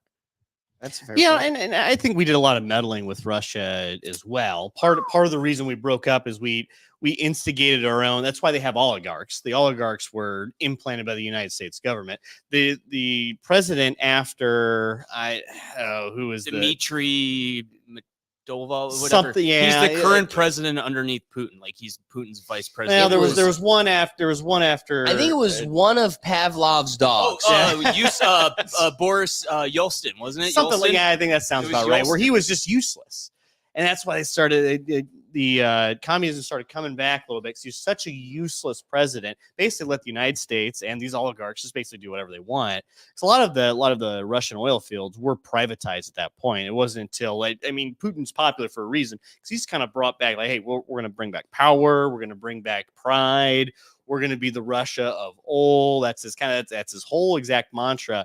And a lot of his triumphs and his political killings, we'll call it that way, were against former United States, essentially implants. That's what they were. It was a psyop. It was an actual psyop against Russia to get some of the oil and land. It's a whole thing. Putin spoke about it eloquently in his 40 minutes, uncontested against Tucker Carlson. My God, that guy just went on and on. But there's a lot going on. I think we caused some of our own problems with this, political just instigating with everybody. And I'm surprised there isn't a little bit more with that with Taiwan. Because do we want China to do it? So come on, do it. So if we go to another world war, I think we low-key do. Do we want a World War III so we can go back to the golden age of the 50s when everyone was bombed out and it was just us? There's probably someone in Virginia right now going, that might not be a bad idea. Imagine the jobs you would have in West Virginia if we could just bomb out China. Imagine. You're right. That's heartbreaking. All right, before I break this down any further, we got to get to the pickle gallery because we got the pickle jar. Let's go to Ricky. What do you think? What do you think? So, man, Doug, you're a history guy and everything, but I just thought China wanted Taiwan because they had Taiwan before, and they just want back their little brother. Well, hold on, Doug's got a response. It was pretty much an unpopulated island. It was just an island. It was part of China, because it was in their territorial waters. But it wasn't really anything until the democratic government lost to the communists and fled mainland China to the island to set up a new government with the hopes of trying to take over China again, defeat the communists. So it really was nothing before. It was just an island. Exactly. So that's on China, though. They create the communists from your country ran and created their own country, and now it's a democratic state. Dude, China Taiwan's don't like a believe in little nothing. island of America. Just this revolutionary America. It's pretty much. My favorite streamer from Taiwan graduated today. Shout out to Ray, aka Raekwon, that nigga. That's my dog, Ray. I fuck with you, bro. I can't wait till you come to the show, Ray. Damn it, now we're Ray, down to I can't zero wait to have you on the Whoa, Rethink whoa, Tank, wait, Ray. laughing? What? I can't say the N-word? I don't know. Yeah, you can't. You can't. Man, Drake That's said why the nigga, I crew can say laughs. nigga. You got the The pass. Come crew on laughs now. because we can't. Come on now. Drake watch said, TV, if Drake can say nigga, I can say nigga. Team OVO. But If But Drake to the can say point it, of- yes, yes, Yeah. I agree. You're No, that was really Team Why OVO. he's- Team OVO out here, man. We're representing for the Owls. But look, didn't America just send Taiwan like couple of billions in like 2 weeks ago with the package of Ukraine, Taiwan, and another It's hard country? to keep track. Who did we send a We're billion just losing to? all our billion. We're losing half a paycheck, and the rest of the world's getting all of Throw a that. dart that at the map aid behind package. us. Just Yeah, throw a just billion throw in the a United dart- States. Throw a dart at this map, and you'll find So somebody that got Ukraine just got billions some of our money, tax and dollars. That Taiwan last just aid got some package money. was for Ukraine, Israel, and Taiwan. Those Yeah. were the three in that aid package. Oh, so all three. David's hot Yeah. ticket show. Wonderful. Yep. So, and for China, I just watched something like 3 weeks ago. This channel focused on like countries invading other countries and the likelihood. It's going to be rough at start, but America got to get their ass over there in order to protect Taiwan. But China pretty much got it mapped out. And China's already like recruiting and stealing, like kidnapping people that create software chips and bringing them back to China and letting them work and shit like that. So that is already going on. That didn't surprise me. And That makes sense. but I don't know if that's World War III right there. The chips, if China invade Taiwan, that is literally the beginning of World War III. Forget the Middle East, forget Israel, forget anywhere else. If China invades America, that is it. And also to the fucking felony. Who's gonna send shit to fucking Taiwan? China sent everything. I mean to China. China sent everything to us. Look on everything you have. It's made in China. Who ever sent anything to China? That don't make sense. Like, come on now. A rewind button for the show. This last topic. This is going all the way back. All right, that's it. Who's sending shit Right. to China? It wouldn't make sense. That's the quote of the day. All right, let's get to Sound Destroyer. Sound Destroyer, what are your thoughts, my friend? I think this is gonna be. It's gonna go either two ways. Either nothing's gonna happen, just like you guys said, for the last like 50 years. It's just gonna be all rumors and whispers, and we're gonna be so close to it, and then nothing is gonna really happen. Or this is just going to be another proxy war and an excuse for the military-industrial complex to plant more money and make more weapons and, have one of their more proxy wars. And I think only time will tell which way it will swing. But me personally, I think that nothing's going to happen and it's just going to remain as it has for the last 50 years, just a whole bunch of rumors and like distractions from other things that want to occur or that are going to happen. Dude, you are crazy if you think there's a complex of industries revolving around military action. I've never heard anything like that in my life. No one likes war. Why would we want that? Why would we want more? that? We want peace, world peace. Every kid We're not blows out buying their first tanks. birthday We're cake selling going, tanks. I want world peace. All right. We need to land this ship. Be sure. I hope that you've been diving into that comment section to fill us in on your thoughts as we break this down, because I think one of the sentiments is this is either a proxy war or we're marching right down to World War III, or this is literally nothing. It's something. It's something. one of the three. It's one of these. the three. So I guess wrapping thoughts. It's scary to know that such a majority of such an important industry is solely located in Taiwan or in one small locale like an island. I mean, this is our future. We all agree. The phones this is it. And yet, with that, I couldn't imagine going backwards. I mean, this is a tool or a crutch, depending on the type of character you embody. This can become the replacement of thinking or the enhancement of thinking. And for someone like myself, that it is a strong tool. I mean, I'm gonna give one little piece to you. You could take away from today's episode as you move forward in your life. I had a friend I was playing golf with, and he thinks he's something great, and he's looking at me and he goes, I'm working hard to develop my my dictionary of words. And I'm sitting there going, your lexicon. So like, I use this as an example of like, there's talk and then there's actually doing it. You could be the jock dude that looks pretty and is like, yeah, I'm just trying to get good at words. And I want to be like Eminem and Eva. And then there's actually putting that into practice. A friend of mine, Gentili, looked at me when we were in like 10th or 11th grade. And he said, anytime somebody uses a word around me that I don't know what it means, I Google it right then and there. We all are still friends with this friend. Yeah. I could guarantee you Kevin does not do this any longer. That was when we were 15. I do that with like books. I do. I'm talking about Kevin. Yeah. Okay, Someone's so- speaking right to you. Right. Yep. So the person that gave me the idea, I really don't think still embodies this. But when it was given to me, I internalized that to the nth degree. The philosophy behind it was, you will go, let's say somebody uses lexicon. I've never used that, or you heard that before. So I Google it and I get the definition. Truthfully, you are not probably going to memorize and internalize it that first time you Google it and digest the definition.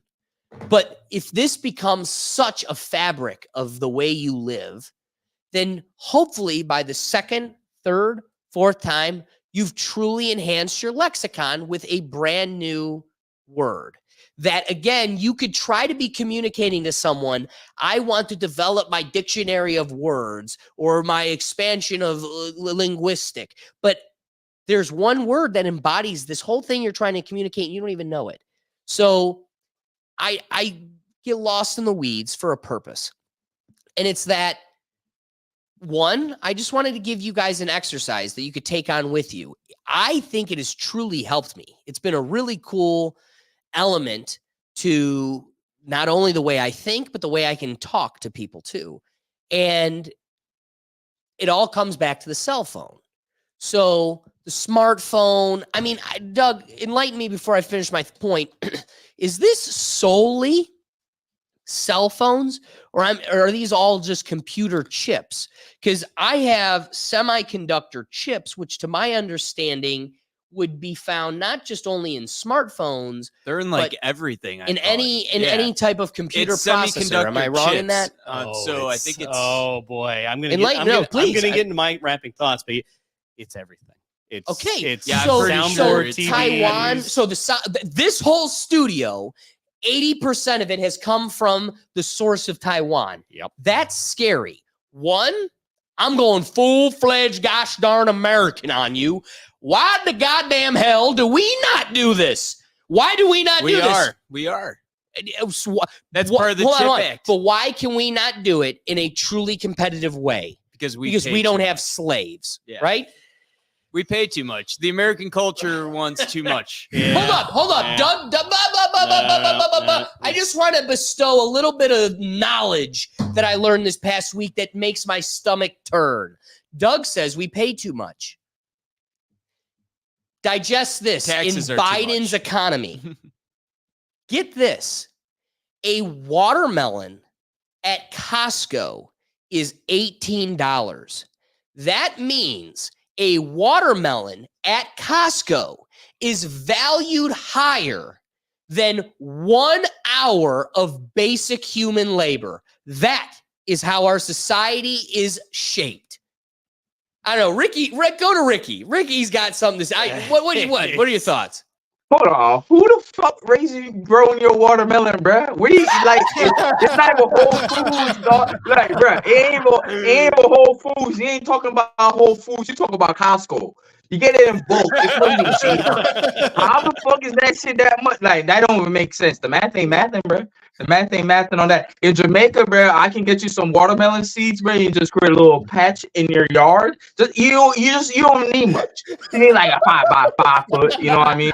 You just grow You 2 got 'em watermelons set here off. and just be What's satisfied funny, with that. Ricky, is we're talking about Costco people, which are the same people that paid a subscription just to shop there. They literally pay a monthly fee just to walk in the door of Costco, and they're Same like, with the Sam's Clubbers. The Sam's "Darn Clubbers. it, watermelons." Their gas is so cheap at Costco gas Yeah. stations.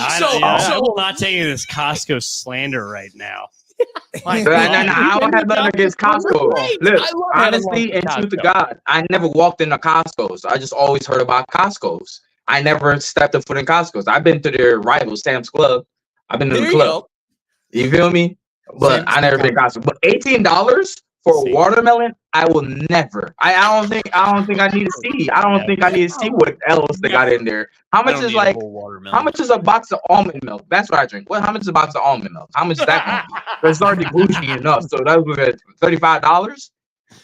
I mean, Ricky's Yeah, got a point. This comes back to a thing like- he loved throwing in our face. It's another first world problem because I imagine if we were going to facts. Mexico right now, nobody is paying $18 for a watermelon. That's true. It's not happening. Facts. All right, so Drop the mic. that's a great way to drop that mic. But it's scary to have us so centrally reliant on one small little country that can soon easily be taken over, or will be dependent on our reliance. I like Doug raising the fact that we've created policies to try to get ahead of this, to try to create that industry domestically. But the truth is, it being so expensive and it being so You need an infrastructure around it to really make Exactly. it work, and we don't currently have it, so we have to force it. Well, that's we also, have to force it via government control, which, oh Exactly. my God, it can be argued as national security. It can be absolutely be argued as hey, this is something we need to fast track now because we see the writing on the wall over here. But how many decades have we went with chips in devices, or at least chips as part of something we use every day, to the point where, maybe we should make this here. Now we'll just let the other guy do it. And then once the other guy says, hey, our biggest enemy, they want that. Now it's lighting a fire under their ass probably too late.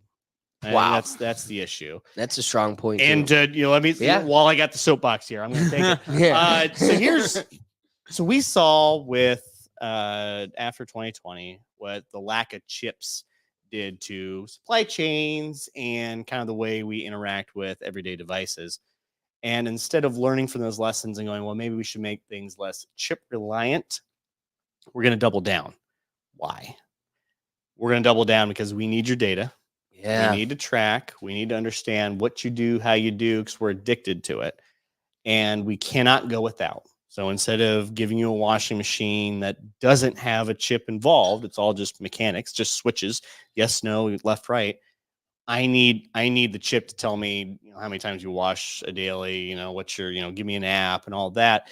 Refrigerators. I mean, the list goes on. There is very few devices we touch every day that doesn't involve a chip. Oof. And part of that chip is to track and to categorize our data. I don't like going pessimistic on this show. You went full George Orwellian, dude. But boy, am I taking it there.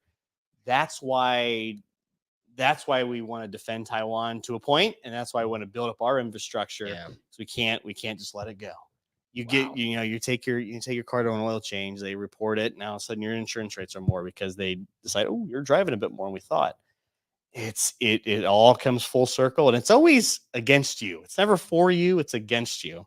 So if you're not paying for it, you are the product, and that product will, again, lessens our quality of life in a certain way. This is where we get Tinkerbell from. This is, this is why Libertarian Party isn't so popular. It's 'cause these damn chips. That right. Keurig over there has got a chip in it. It's tracking us the whole time.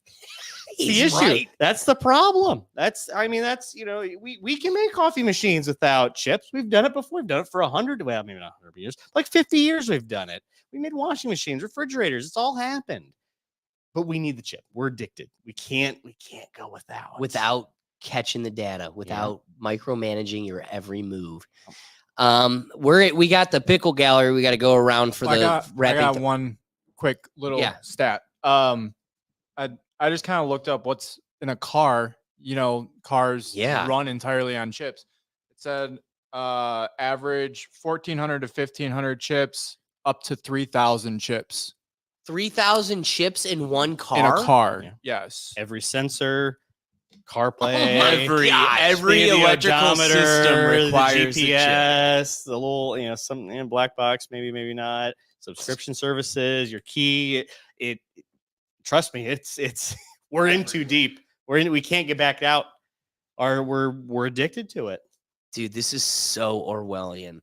All right, Doug, what are your thoughts? And wrap her up, because then we got. I haven't thought, and David kind of touched on it.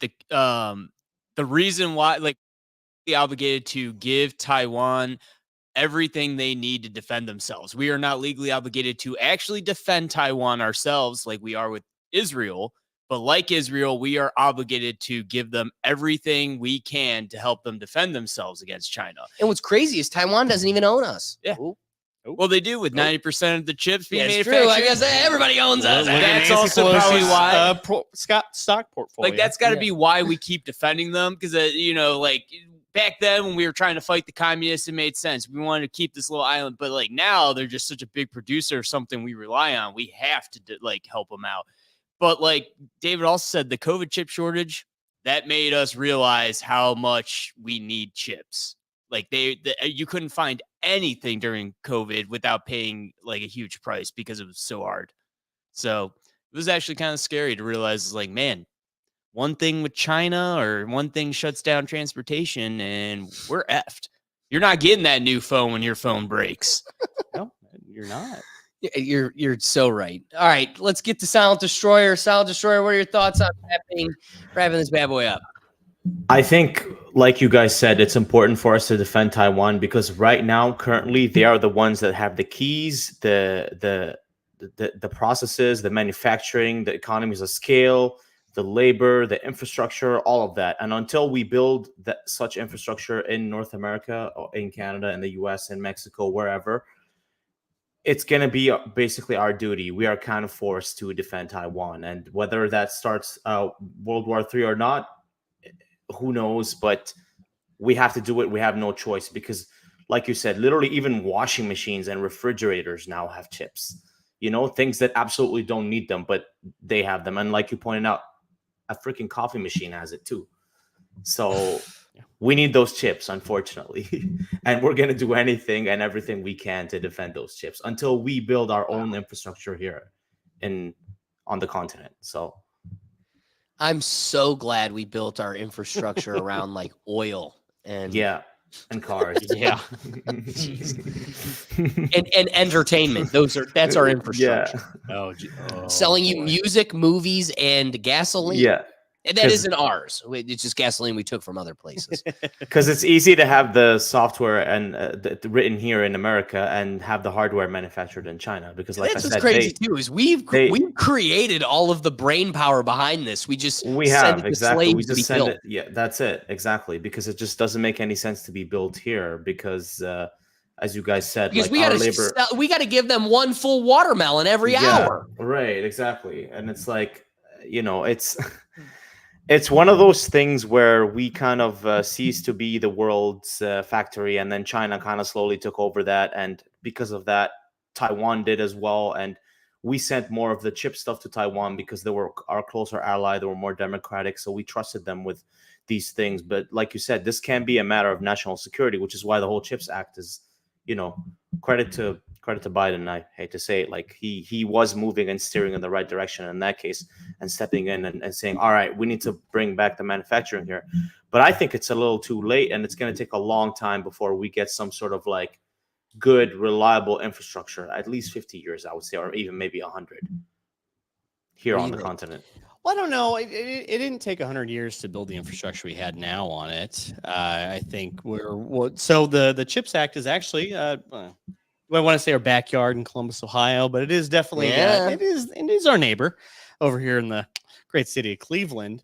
But we're seeing it's progressing. It's going right along. You see the production. It's moving. They do have there's enough just political and government willpower is just going to shove its way through, whether we really want it or not. And Alex, you brought a great point here with the entertainment.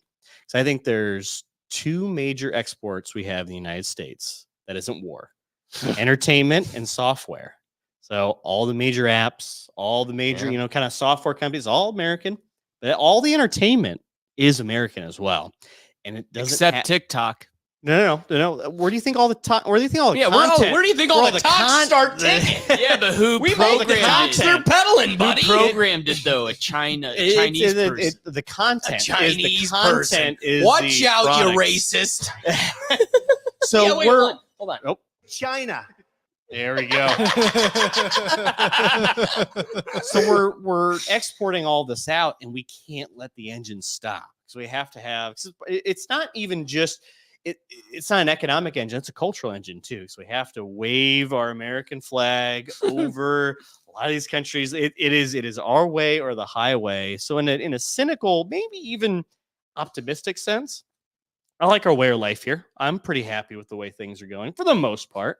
I don't really want to live any other spot. I like to visit other places, but I don't want to live here. Is that part of the American experiment? Do we try to just infect every single Tom, Dick, and Harry from Brazil to Taiwan to make them, hey, this is our American way of life, and this is the way you should want things? And is this how we ultimately beat China and other, because I think our way of thinking is independent. It's better. It is more human focused. We have our flaws. There's no doubt about that. We are flawed as it gets, but I think our intentions, for the most part, on average, are pretty good. And if it isn't for our entertainment, if it isn't for our mass kind of exports, what are we as a country right now? A war machine? I don't like that. That's gross. That's not great. An industrialized country. That's what we are. Well, we're industrial, but we're technological. We're tech. I mean, our biggest companies are all tech companies, and maybe like one oil company, one banking. All right, so business. the tech is used to control us, right? We know that. We talk about how social media manipulates us and controls the attitudes of the public, pushes propaganda, and again, controls the at least perspectives of the many. However, we can now show that the relationship between the U.S. national security and Hollywood is much deeper and more political than anyone has ever acknowledged. It is a matter of public record that the Pentagon has had an entertainment liaison office since 1948. The Central Intelligence Agency, I say it in full way because the three letters somehow triggers YouTube, established as a similar position in 1996. So again, the Pentagon and the CIA both. You know what? You know why though? Because it went back to zero. McCarthyism, man. We relied on a lot of those Hollywood insiders. Exactly. Luckily, we're not depending on YouTube. I mean, excite yourself with some fun Google searches. Go look on the internet of the list of movies that was put together by our government. And you very quickly see like, all right, yeah, it was entertaining. I enjoyed it. But now I can see why that one element was there, or why this perspective was mildly twisted. And so, yes, we are the major export of media and entertainment, but the truth is, it's not because we give a shit about keeping you entertained. It's simply because this has been the most successful arm of propaganda, and you guys choose to spoon like Ezekiel Elliott is, and you just eat it all up. And so, yeah, we're gonna put all.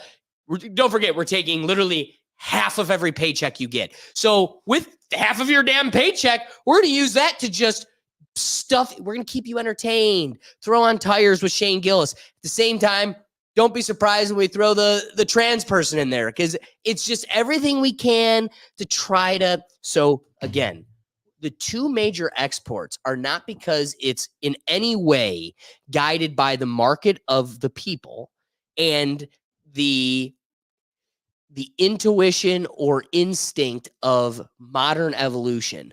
Brian and I do a live show, 9 a.m. Sundays, where we do a reaction channel. We did a reaction show 2 Sundays ago to technology, right, Brian? Yep. And so, yeah, not this past Sunday, the Sunday before. yeah, so 2 Sundays ago, we did this technology episode. There was a compilation video Brian pulled up for us that had like between 1920 and 1960, all of these weird inventions, from like a motorcycle where the guy sat in the middle of the wheel and just rode that, to the video started off with like a guy had a fan, like a big metal fan that laid under his belly, and it would propel him swimming. So he'd get in the water and he'd be able to swim at like an incredible speed underwater, this whole thing. And it's like, what went away with that? Well, I said to Brian, I go, that's laws for you, right? Like there was a guy that created a car where the front 2 tires turned in so it could pivot like in a circle. Yeah, but literally when he did that, he's in a road with practically no cars, right? Half of them are horses. And as he does it, he hits a person. Like it literally, Thanks, this OSHA. car, yeah. So this car just spins around and it cuts right as it's like hitting a person on a bike. And it's like, okay, I think a lot of our innovative spirit was able to be had because there wasn't limitations stifling it. Do we also believe it was truly stifled? No, maybe we're going in new ways. We become creative in a different way. We do something like this, or we create an app. But that's how it's sold to us. But if that's how it truly was, you'd have drones and other things that are, yes, I get there's a huge market for commercial drones. A lot of drones. But like, what happened to the drone bike where a person could ride a drone?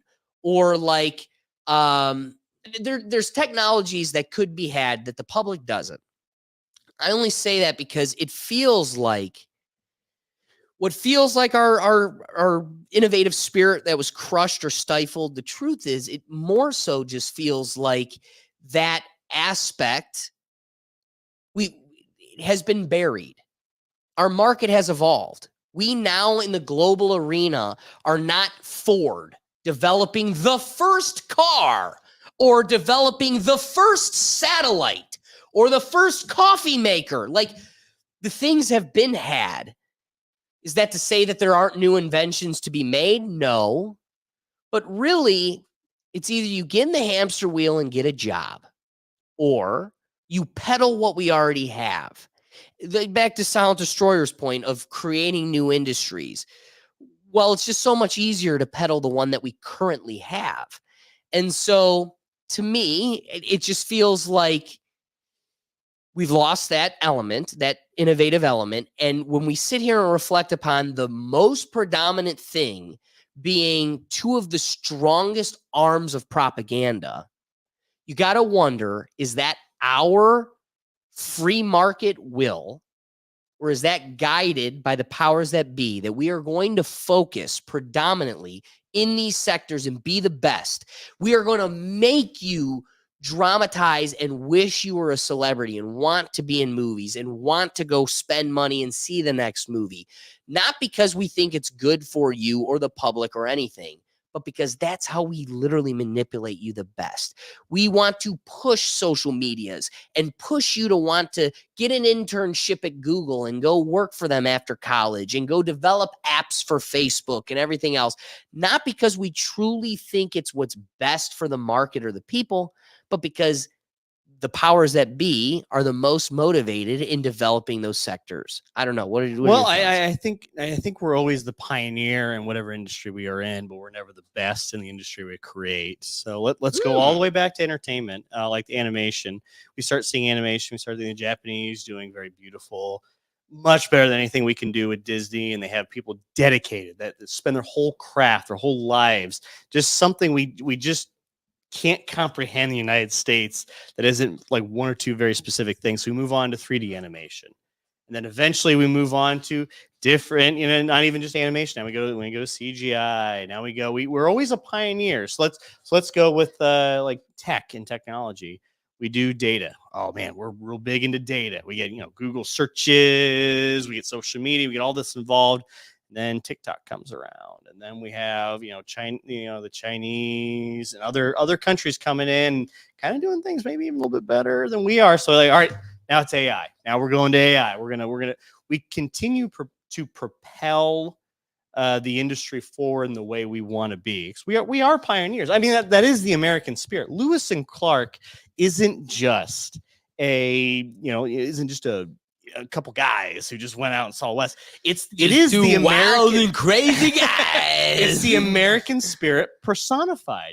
It's like, well, I don't like the way things are going on here in the west of the Mississippi. I'm gonna go out. I'm gonna make my life over here. Yeah. And then what do? We make the gold rush to California. We start expanding and really making, I would say, I'd argue the United States is more California than it is New York. Where previously, we wind the clock back 30 years, and we're a little bit more New York, and we're a little bit more Chicago. Now we're a little bit more California over here. It's just that constant innovation and pioneering that I think is ingrained in the American spirit. But that doesn't necessarily mean we're the best at what we pioneer. We create it, we make it. Someone else eventually does it better, except for bourbon and maybe whiskey. That's right. I think the Japanese are close, but I still think we probably have we got it locked down. And hot dogs. We're really good at hot dogs. Oh my God. All right, Ricky, help us land this plane. What are your rapping thoughts, my good friend? Oh shit. No hot dogs. Fuck that. They're bad for you. Don't You hit got them. in on the glizzy game? Yeah. A good all beef. I'm into the sausage. Hold on, real glizzies. quick, Ricky, just so you know, we when we play golf, Yeah. Doug spends the entire front 9 holes talking about the dog at the turn. Can't wait for that That's hot dog all at he the talks turn, about. man. To where we're playing this past weekend, and I look at Kemp and I go, I was this close to making the bet between us. When would be the earliest hole Doug brings up the dog at the turn? Before I even finish the thought, Kemp goes, oh, no, he already said it. We were in the golf cart back there. He already brought it up. He's already talking about the dog at the turn. At this point, I do it Damn, purely because Doug. it's so much fun to just bring it up. You're talking about the glizzy like. Yeah, I was about to say, man, this guy's a glizzy Start at man. 9 a.m. You need something to get you through Just the need a next wiener to throw it. Not a glizzy, bro. Always in need of a wiener. Eat a good Italian sausage, bro. A Polish sausage, bro. Stay away from the glizzies, bro. Them sausages hits different. When you buy that, pause, no Diddy on this same, but when you buy that sausage and that pop, Yeah. Dude, I'll take a that glizzy, pop ketchup and is mustard. great. onions. But no Diddy. Wrap it up. We're getting out of tune But- here. Yeah, sorry. Yeah. Rapid thoughts. Y'all talk about America. This is what my rapid thought is. Y'all say, yeah, it's expensive America and that we can't do so much. You know what? I got a solution. We got the Virgin Islands, we got the Bahamas, we got Jamaica. America, send some money down there. Start some infrastructure for chip companies and stuff. It will be less to pay the people in Jamaica and those countries than it is here. Hey. Keep it on this I want side to of the be there atmosphere. when the Rastafarian king has like a gorilla thumb in as he's just smoking a gorilla thumb, just this giant. Well, and thank Zuckerberg God. shows up on his private boat and he's like, "Ricky sent me. I'm here to save you." Thank God there's a lot more smarter people in Jamaica than there is me. I'm the idiot of my country. You feel me? I'm the idiot of the show. I'm the idiot of my country. I accept that. I'm the free living guy on the show. But if that is the problem, America can Congress, spend the you're money watching on this. this side of the You make this the atmosphere answer to where all it'd your be problems. cheaper to like, transport it to America instead of all the way from Asia. And it'd be cheaper that way. Not Europe, nowhere. You got this whole hemisphere with a lot of third world countries.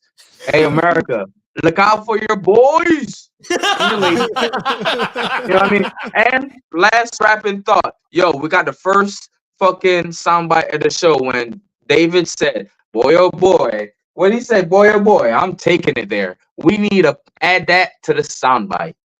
Yeah, There we that's go. got to be a soundboard. Just, Boy, oh boy. I'm taking it there. There. I'm gonna have to clip that. There we go. You got another spot. You got a All free right, spot on that board. David, wrap these thoughts up. Oh for us. boy. All right. Silent Destroyer already went. Oh, okay. That's All how right. long we've been doing wrapping thoughts. Wow. This is it. We're landing the plane. Oh boy, taking it back to Taiwan. We don't want a war. We're tired of war. We're done with it. We're gonna make our own chips. We're gonna be fine. And God damn, it sucks. I don't like it. But I think we got to drop a war. It's either Ukraine or Israel. So we as the American people on this show, we need to pick. There's only one we're legally obligated to defend. Ooh, that's true. So I think Ooh, Ukraine. Israel. It's Israel. We are yeah. legally It's obligated Israel. to defend Israel. Yeah. If Which they okay, are- that's okay. That's called having an ally. So if we went to war, they would be too. So Yep. I'm okay So- with that. All right. So I guess it's decided. Ukraine's dropped. We're taking on Taiwan. But I'd rather Wait, kick Russia's well, we were ass, talking about the though. Jews. I'm so confused. No. What? So we only have room for 2 wars. We had two. But room we for 2. we brought up Doug brought up Israel. That's a war we're currently funding. Yes. Oh, It's- but you're it's- saying it's- between the other two. Yeah, Sure. yeah. I'll defend Taiwan. There we go. I like them folks. All right. I think Taiwan. I'm I'm Ukrainian, by the way. I'm Ukrainian, so I'm allowed to say, get rid of those second place Russians. Let's just. Wait, Alex, I thought you were Greek, man. Are you part Ukrainian? I'm too? called a mutt, where it's just a whole I'm a mutt, too. bang of Yeah. cultures. He's a sausage of people. You don't know what's in them. Brian, You don't wanna what are see how your he's made. rapping thoughts? This has been wild. Inventions are like George Lucas films. I mean, Oh my God. they're not that great and they're not improving, and it's the same thing Now you over just and pissed over. off Doug and David. They're Yeah. Both fighting That's words. rare. The first one's pretty Take. good. First 3. I'm taking a The hot ones take he on was that directly one. involved in were great. Everything No, that just carried his name He's was just garbage. ruining films. He did direct the second 3. So it's not like, he did have the whole thing. His wife actually is pretty good at it. Oh, Kathleen Kennedy's Look not. it up. Look it up. George Lucas's wife wrote the first 3 Star Wars and was the reason they were pretty cool. dude, I hope they pull you on a Taiwan Congress floor just to be like, what is your take? And you're just like, Star Wars. Yeah, if they really want Derail this whole American in thing. Taiwan, I might be the better option because I didn't take our conversation to Star Wars. Yeah, exactly. Oh my God. All right, right. Brian, wrap it. That's it? That's it.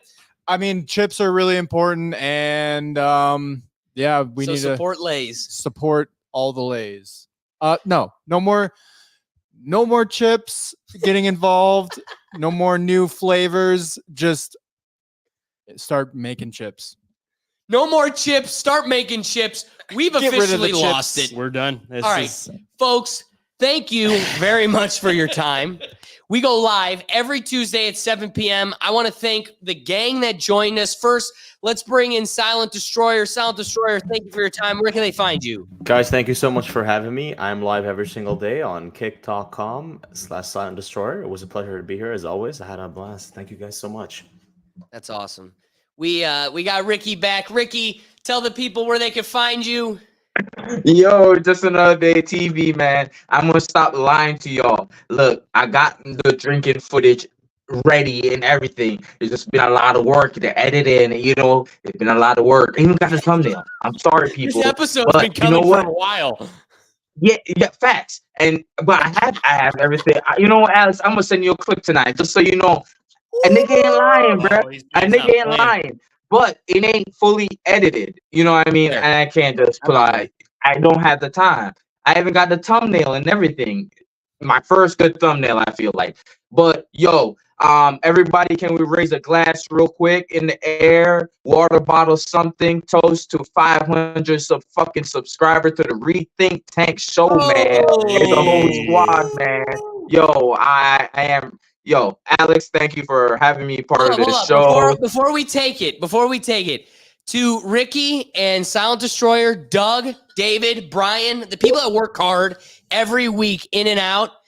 To the viewer, that doesn't sound like a lot, but I want to say we're not even at the year yet. This channel has had a lot for a while. We started the live show in September with 100 subscribers. So and that had been going for years. So in less than a year, we have more than quadrupled what we had. And I think it's because, one, not only are we finally resonating, but Ricky, you and I have gotten more seasoned at the craft. But truthfully, we're surrounded by good people that are good at what they do. And I think the viewer enjoys that too. So less to the channel and more to the community we're building, because even the viewer, to DC, Bama Boy, Shatner, William Shatner. The people that join us on a weekly basis, that join in on the dialogue, that furthers this even more. Even a Kempthorne does a thing once or twice. So I just want to say cheers to all of you guys and cheers to the community. Ricky, cheers to bringing it up, because this is something cool. Hey, man, yo, it's a great show. Cheers. It's great for the people. Cheers. Not afraid to rethink. Hot dog. The good dog. Let's land this plane. Cheers to Ricky. Check out Just Another Day TV. Again, the whole purpose of the live show is to get you involved. So thank you to everybody that jumps into those comments. You know, for how much hard work everybody puts into this is free. Live content every week amongst all the other content that we bring you on a weekly basis.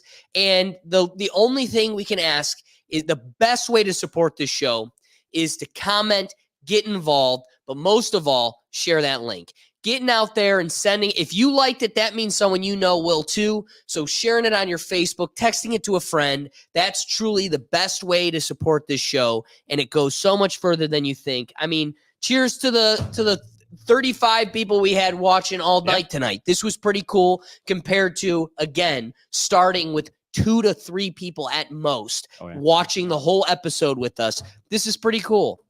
So please be sure to dive in and get involved, because it's not just for us. It's for me, for him. It's for us. It's for the community. It's for you too. So we want you to have an impact on the show.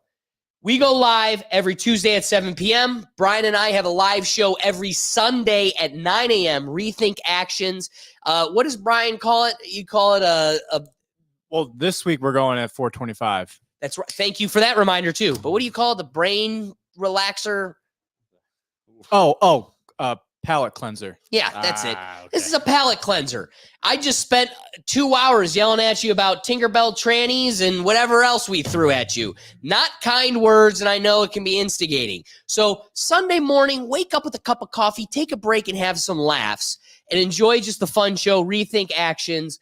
But otherwise, guys, you could catch all of our content. We got a new podcast with Drake from The Toxic Show. That's coming out this week. And then Brian and I have a celebration for episode 100, where we take a tablet that changes your mouth taste buds. Sour switches to sweet.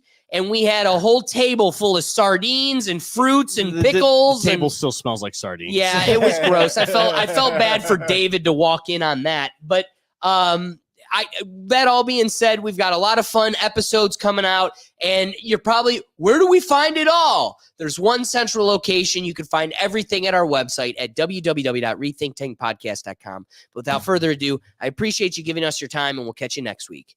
Peace.